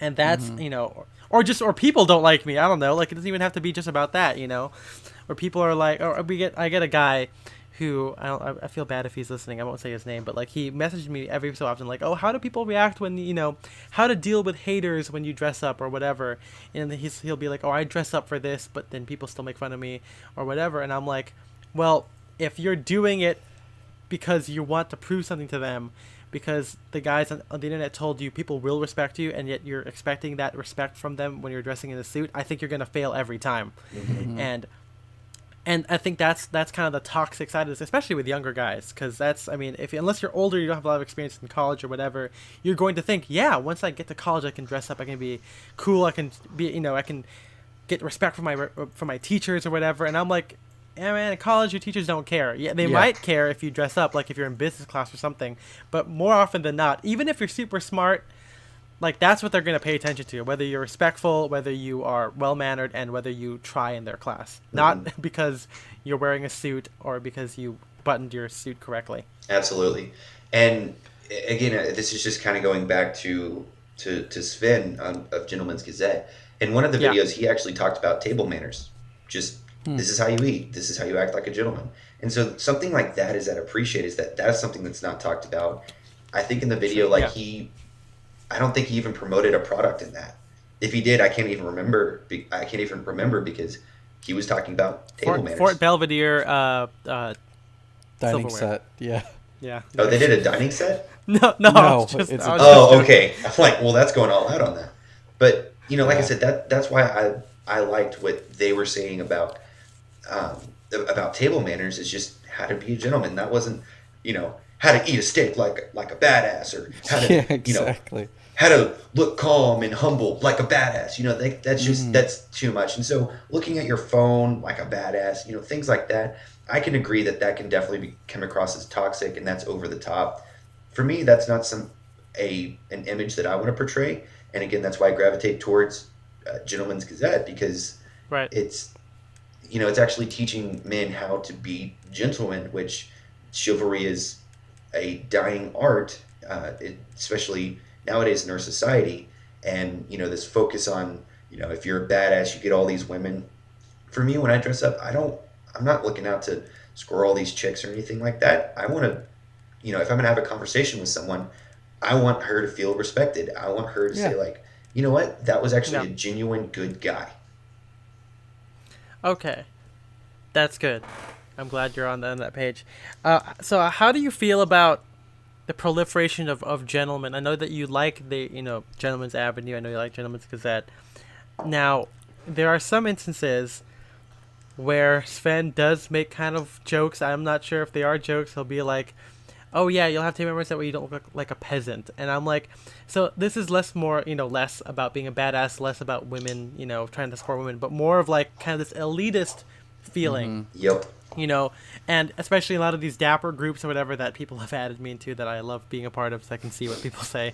But when they're like, "Oh yeah, like everyone's better than those slobs who are wearing sneakers," and I'm like, well, that's not. I mean, Or a recent sure. argument that Ethan got on Facebook where someone was talking about how it's like proper standards of dress back in the 1930s and 40s and stuff like that. Yeah. Wait, what was that one? That's a really good question. I'm glad that you asked that. That's just me kind of not necessarily stalling, but just trying to. Well, think on yeah. how to Why do answer you think? that. Let me dive in a little bit more because, a big thing that we got from the vintage community is that these people want to be, not all of them, but like there's a sense of like they want to be like high society 19 or gentlemen, whatever they want to call it. They were having cigars or whatever, and I never wanted to be that fancy, and I never thought that being a gentleman had to be. Spencer, you were gonna say something. Okay, Spencer, why don't you repeat the question again? What was the question? What were we talking about? Well, we We're wanted talking about, like, so the main part of elitists this and is that stuff. we. Oh, yeah. So, sorry, guys. We had a quick technical glitch. We fixed that, and we're back. But basically what Ethan was trying to say is that a lot of the people in the vintage scene want to dress like, the very, like, upper echelons of society, the kind of people that you would see in, these, like, apparel arts illustrations. Like, millionaires in the 1930s. But Ethan just kind of wanted to dress more like an everyman. Is that basically what you were saying? Yeah, no, exactly. And I think I mean, that's just one example, but I think a lot of guys want to have that same exact mindset. Like they think, I want to be like Fred Astaire, I want to be like Don Draper, I want to look cool, I want to smoke a cigar, I want to do all this stuff. And while all this stuff is fine on its own, I feel like they put into this kind of idealized view of what a gentleman should be or what a gentleman is. Yep. And then it results in that, which is the flip side of the women, the guy who wants to have all the women but also be a nice dressed man. Go ahead. So, I agree with all those points, and I can tell when guys are promoting dressing well, that you're supposed to be dressing well because you can get all these opportunities. Nothing is ever guaranteed on that. Right.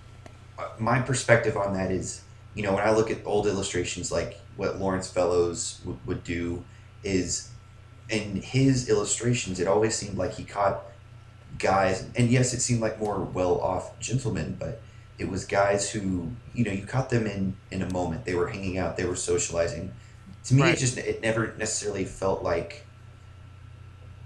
elitist or anything like that. But that's a good point that you brought up, is that a lot of people can dress more on a formal spectrum or a formal scale because they want to present a perspective of themselves that really isn't true.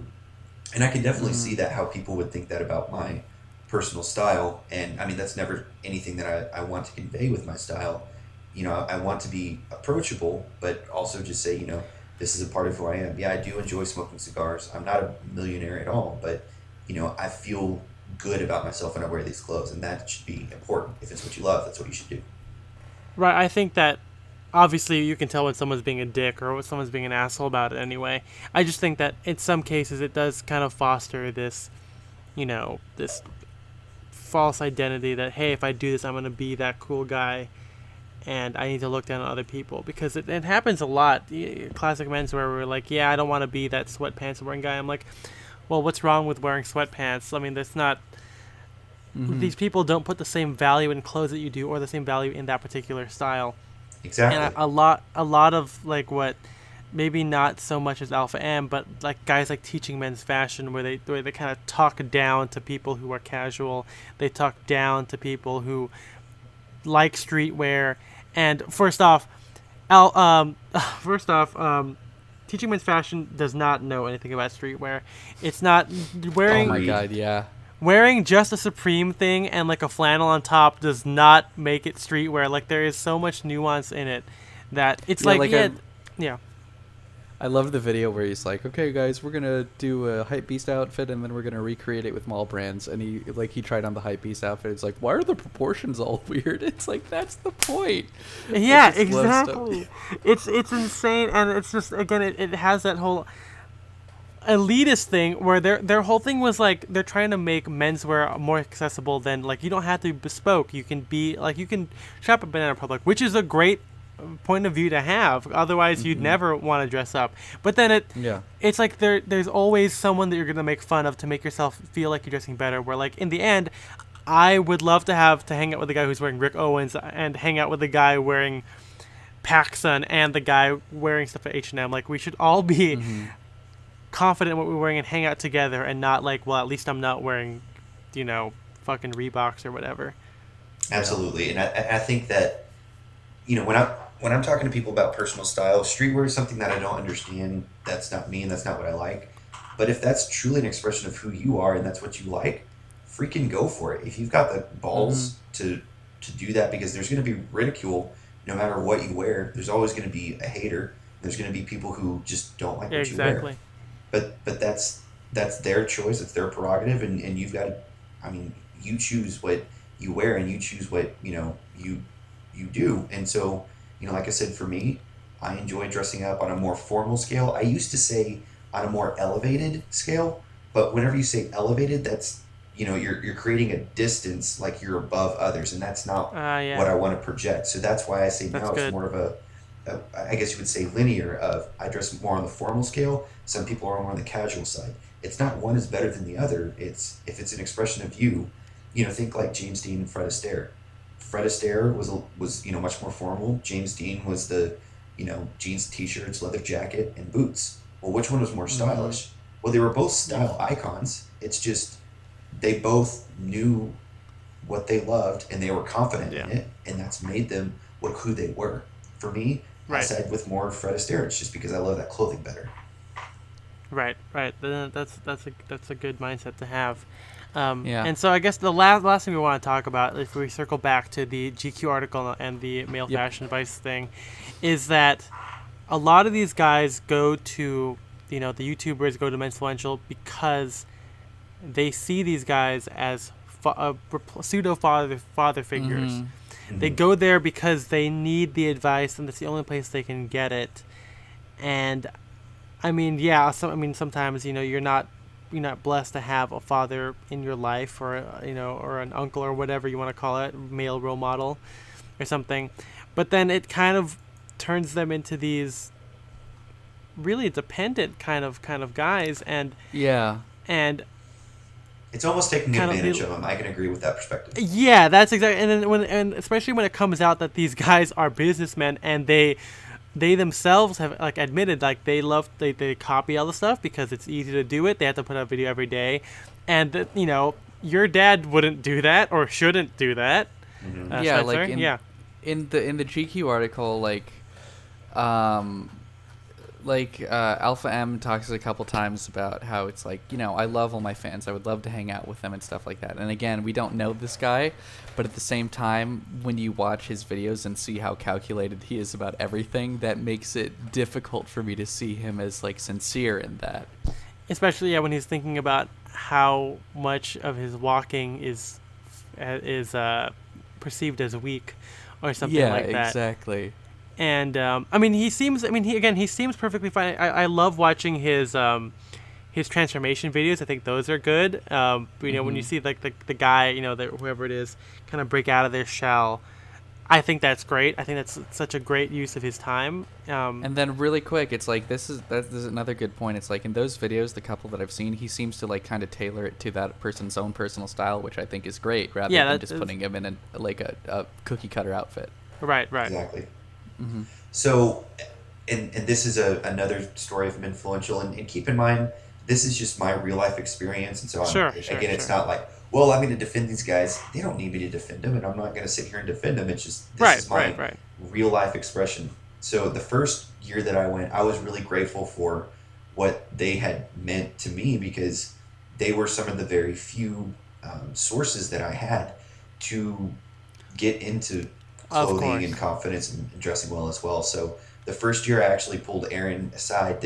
So after the whole conference is over, there's usually networking and drinks that they give at the end of the night. And I pulled him aside and I said, "Hey, can I talk to you for a sec?" Yeah. So it's just me and him, and I just said, told him a little bit about my story, and just said, you've been very inspirational. You've definitely helped me a lot, and you've encouraged me. And I just wanted to, genuinely thank you from the bottom of my heart, because it definitely means a lot. And he said, "Man, I really do appreciate that." And he said, "How old are you again?" And at this point, I think I was 22. And he said, "Man, where you're at, you're definitely further off than I was, because if you know his story, he didn't start YouTubing until like mid 30s, and he'd had a couple failed businesses before. And so that was encouraging to hear a successful businessman giving me an advice and a compliment, along those lines. And so that definitely meant a lot. I would never say to me he's a father figure, because I have a strong relationship with my dad. And of course, I've just appreciated what Aaron has done. Now, like I said, I don't follow his business. I don't listen to his advice anymore, because that's not something that I need. And I know he's a businessman. That's how he provides for his family. And I think he does a good job at it, because obviously when you have 4 million people following you, and you've got all these different brands and everything like that, you're obviously successful financially wise. On the side that we're talking about, the substance side of it, it does seem to be very thin of, not being very genuine in the content. As a person, he's definitely a very, very genuine guy, if you ever got the chance to talk to him. But I fully agree is that the content a lot of times can just seem very thin and just too bought. Right. That's true. And I think to pivot to the men's male fashion advice one, a guy who did grow up with Antonio. I mean, this guy must have been like a teenager or maybe early 20s, but he made a big post about how, Antonio was this big father figure to him, big coach, whatever you want to call it. But then he felt betrayed, basically, when Antonio started doing more product-based stuff. Kind of, I mean, he literally had a video called Star Wars Style, I think, and it was clearly sponsored by Lucasfilm, because, first of all, you can't. The First Order and the Empire are different. Whatever, I'm not going to get into that. But that's for our Star Wars podcast. But I mean, this guy, I mean, I can see why he'd be upset. And then Antonio kind of made a video in response. It's private, but I think the link, Spencer, I think is in there, right? No, because the link's in there. The link of Antonio's response? No, that video is not private. I think the guy that uploaded the video originally unlisted it, so you could still watch it, but it no longer shows up on his own channel. Yeah. Antonio's video is there. I watched like maybe the first 40 seconds of it before I had to leave for work, but yeah. So I can't really comment on that, because I saw his introduction and nothing else. Yeah, I think, I mean, it goes back to, Austin, what you said, that they are businessmen, they are doing this stuff, to support their family. But I think, I'm not sure from that mail, I think, didn't Antonio block the kid? No. So what happened was one of the moderators on the Real Men Real Style Facebook group blocked him, not Antonio personally. Oh, okay. Yeah. And I think that's a big thing. I mean, these guys end up becoming a little bit kind of immune to criticism, especially in those little groups on YouTube, on whatever. And again, because it's kind of hard, to kind of shed the light on, these guys are businessmen. Like, they're trying to sell stuff, and they're leveraging it. They're leveraging their relationship with these people, and that's again the one reason why I don't like it. Another reason why I don't like a lot of bloggers in general, who don't have so much as a personal taste or are less essay based. But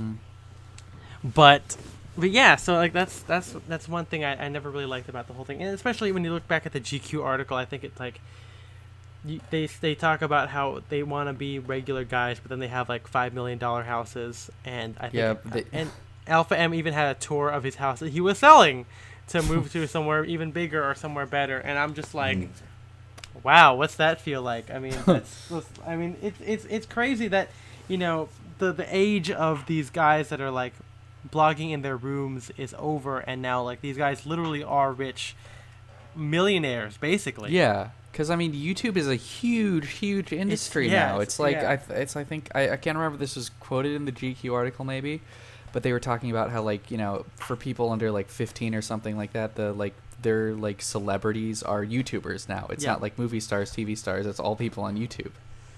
And I mean that could also, I mean, technically that just could be a commentary on the whole state of the internet now. Yeah, exactly. Because even if you compare it to me, technically I'm not the same thrifting guy I used to be like 3 years ago, where I would buy everything literally on eBay. Now I have shoes from the Armory that I mean they weren't like I paid for them because I got like an adult job. Yeah. But and there's nothing wrong with moving up like that, but I personally can't see myself taking or putting so much faith and so much stock into what other people have to say, and that's, I think, is a little bit dangerous. And luckily, a lot of us here, especially you, Austin, for having to, going there in person, you don't have that deep of a connection to them in that way. Obviously, you have a connection with them, but like I guess wise, I don't want to call them stupid, but like you're wise enough to be like, this isn't exactly what I want. I'm not going to just listen to everything they say. Yeah, exactly. But you can get some good stuff from them regardless. Yeah, exactly. Yeah. And I, like I said, as men, like I've just heard how they interact with people. There were plenty of times during the conference. I think this last one, there were about 500 guys that showed up, and there were guys who would be wallflowers, and they would just kind of stick to themselves. And Antonio and Aaron would go up to them and talk to them and say, "Hey man, how are you doing? How are you liking this?" And they genuinely cared about these guys, and if they're basically getting their money's worth, and then they're getting their money's worth. No. Oh yeah, absolutely. And again, that goes back to just you got to understand, you've got to understand they're businessmen. Yeah. But when they take the businessman hat off, they're very genuine, very great guys. I'm sure. I think the theme of this whole podcast, I think it should be just kind of be wise and kind of aware of what you're getting from these people, whether it's Antonio Centeno or even Put This On or something like that, because even then, I mean, even Dye Workwear sells stuff. Everyone's kind of selling something. I mean, that's just how. That's the just moral how of the it story is Street Expressa is the only blog on the internet with any that's integrity. real and is authentic, and be sure to donate to our Patreon because you have to keep the truth out there. But I mean, in the end, it doesn't really matter what we have to say because we're not making $25,000 a month on YouTube. True. Yeah, because I think again, if it's going off topic, I wrote a big article, I think a year ago, on why I haven't monetized the blog, and it's one thing of I didn't feel comfortable selling anything because I never liked anything enough to sell it, or anything that I did like is vintage. But one part was I never wanted to be concerned about my platform surviving simply because I had to sell something.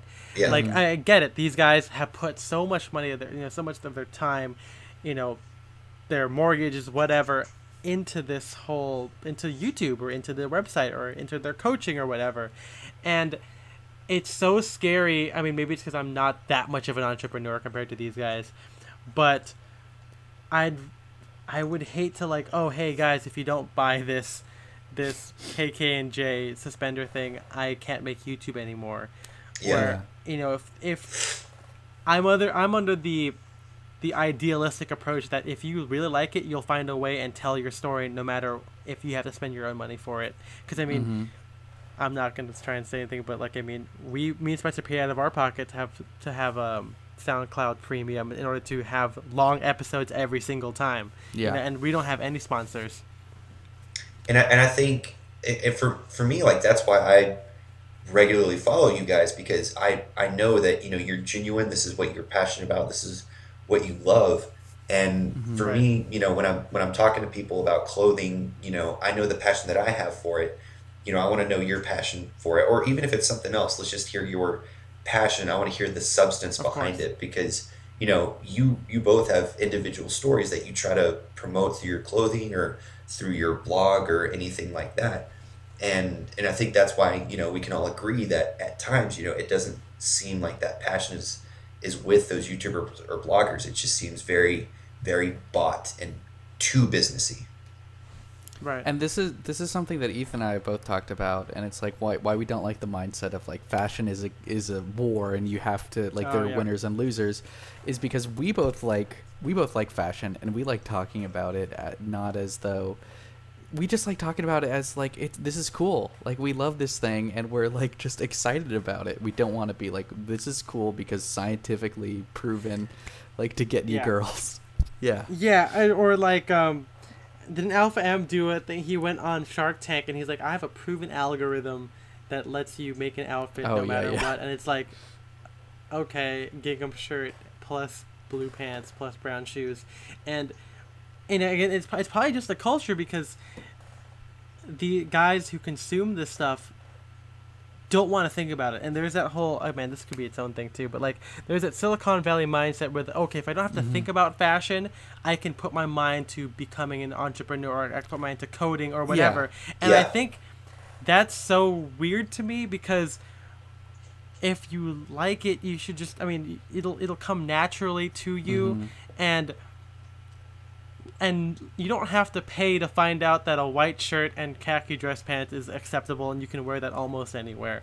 And that's Mm-hmm. like, and trying to package that idea of like, hey, you won't know how to dress until you get this product is so weird to me. And yeah. Yeah. So coming from a perspective in retail, we have a lot of clients that they come in, they're like, hey man, I need a custom suit. And so I'll go in, I'm like, hey, you can do this detail, blah, blah, blah, blah, blah, whatever. And they're like, I don't really care about that. I just want it to fit. I want it to look good. And I want a good quality item. They don't want to think about it. They just want plain and simple. And a lot of times they just want you to tell them what to do. And, like I said, we have guys who, like I said, they don't want to think about it. For Right. guys like us who love the details, who geek out about it, and it's a hobby and a passion. That's sometimes where there can be that disconnect between others who don't have that same value proposition. They don't necessarily see the same value that we do. Right. I think that's a good point, but I think that the best, or again, the takeaway is that guys should think a little bit more to prevent themselves from being taken advantage of, Mm-hmm. or to end up with something that they don't really want. Because even then, if they don't want the suit, like if they can't eat a suit, and then you tell them all this stuff, and yeah, you get to upsell whatever. If they don't really care about it, that's just a waste of money. And even I don't feel good doing that. I mean, Yeah. and again, we are all businessmen. I mean, in the sense that we all have to sell for our Mm-hmm. jobs, and that's a big deal. But I'd rather have someone who's comfortable in it and just is excited about it. And I guess that's the point of the salesman, trying to get them to be excited about it. Yeah. But yeah. And so you had mentioned earlier about the winners and losers, and I believe Yeah. that was a video that Tanner Guzzi had put out. Talking about like style yeah. is like I was war. just making that up, but I'm not at all surprised that that's a real thing. Yeah, I think he actually Yeah. put out something like that, and I never watched Yeah. it. And I mean, I saw y'all post something about that one time, and like I said, I didn't even look into that a little bit more. But I think it really has to go into perspective. Is style is subjective, style is perspective, because even though we dress, some guys would look at us and think, oh, they all dress the same. Well, I don't dress the same as Ethan does. Ethan doesn't dress the Yeah. same as Spencer does. They've all got specific styles. Some guys might gravitate towards streetwear. Some guys gravitate towards workwear or whatever that looks like. And so the winner and loser is really what your perspective is, what you like. For me, if we're gonna like break it down and say winner and loser, well then I think Fred Astaire would be the winner over James Dean. But then someone who's definitely a little more casual, a little more rugged, they look at James Dean and be like, oh well, he's the winner over Fred Astaire. Well, again, which one is more stylish? Which one's better? Neither is better. It's just which do you connect better with? Which do you associate better with? And what do you gravitate towards? Mm-hmm. Right.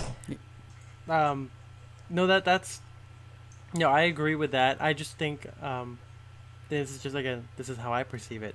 I feel like a lot of guys would pick Fred Astaire over the other one. Like if it has an elitist kind of thing to it, just a little bit.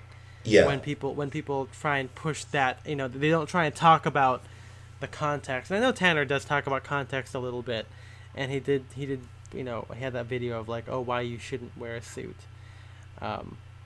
So yeah, I mean, I can in short, I think I can generally see. I just wish more guys talked about the context and had a bit more of the arguments for both sides kind of thing, because a lot of them tend to take one side over the other, and then. And I wish that there were guys that more guys that saw it the way that I think we do, where if you have your own personal developed sense of style, you're a winner, dude. Like if you're just going towards what you like, then you're winning. Yeah, Yeah, and I that's think- what it really should be. If you feel good about yourself, who cares if someone is quote unquote offended by what you're wearing? Like, oh my gosh, he's overdressed.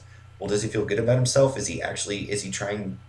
If he's trying to piss somebody off, then obviously, yeah, that's the bad part of it. But if you're just, man, I like this and I feel good in it, that's what it should be.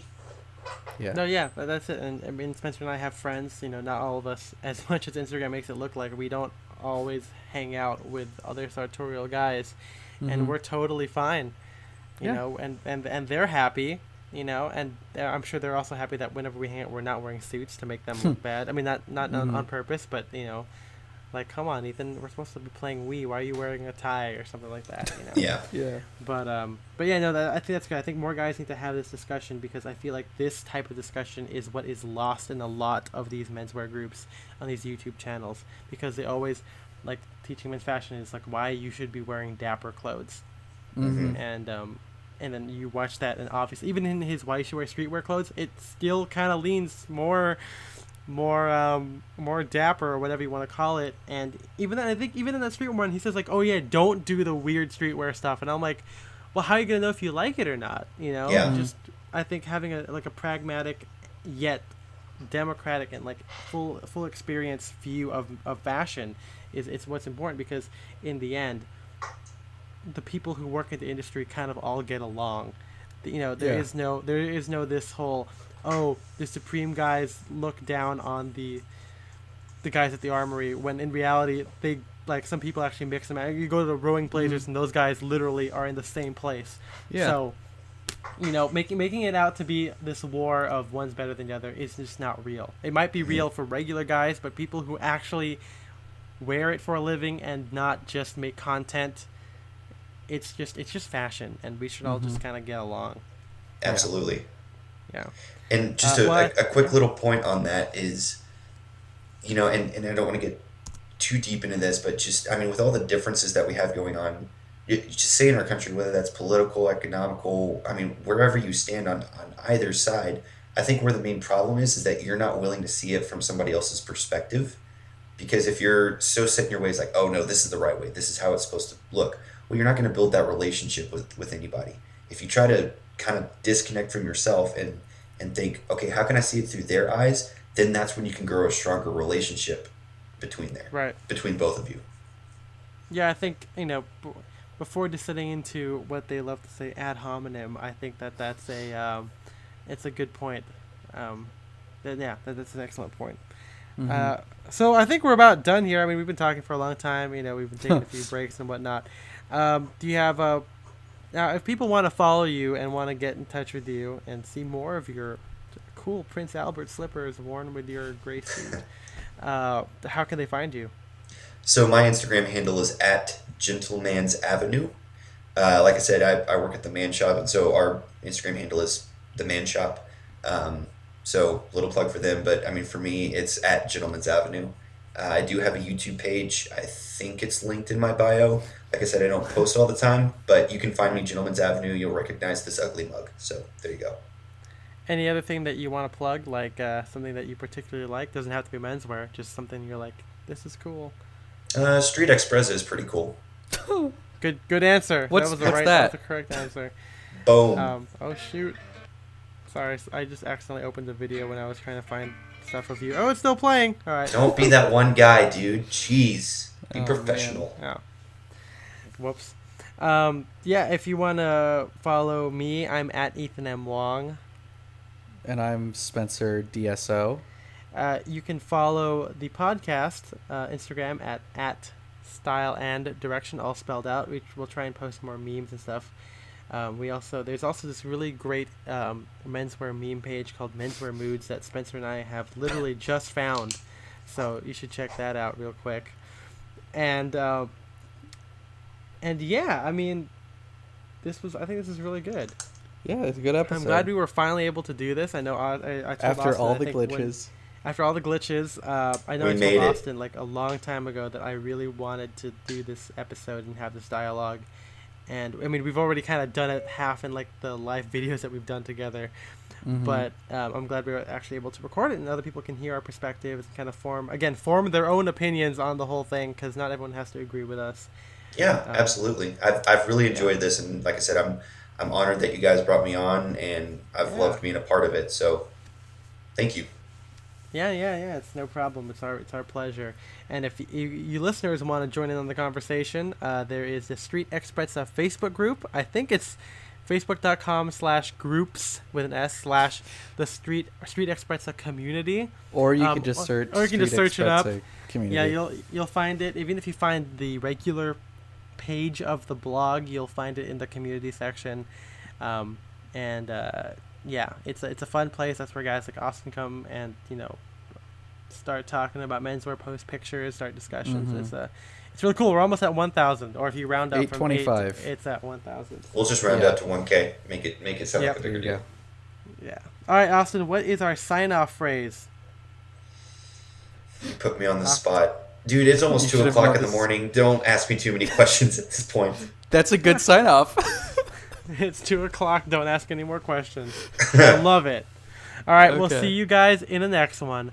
Bye-bye. Bye bye. Bye.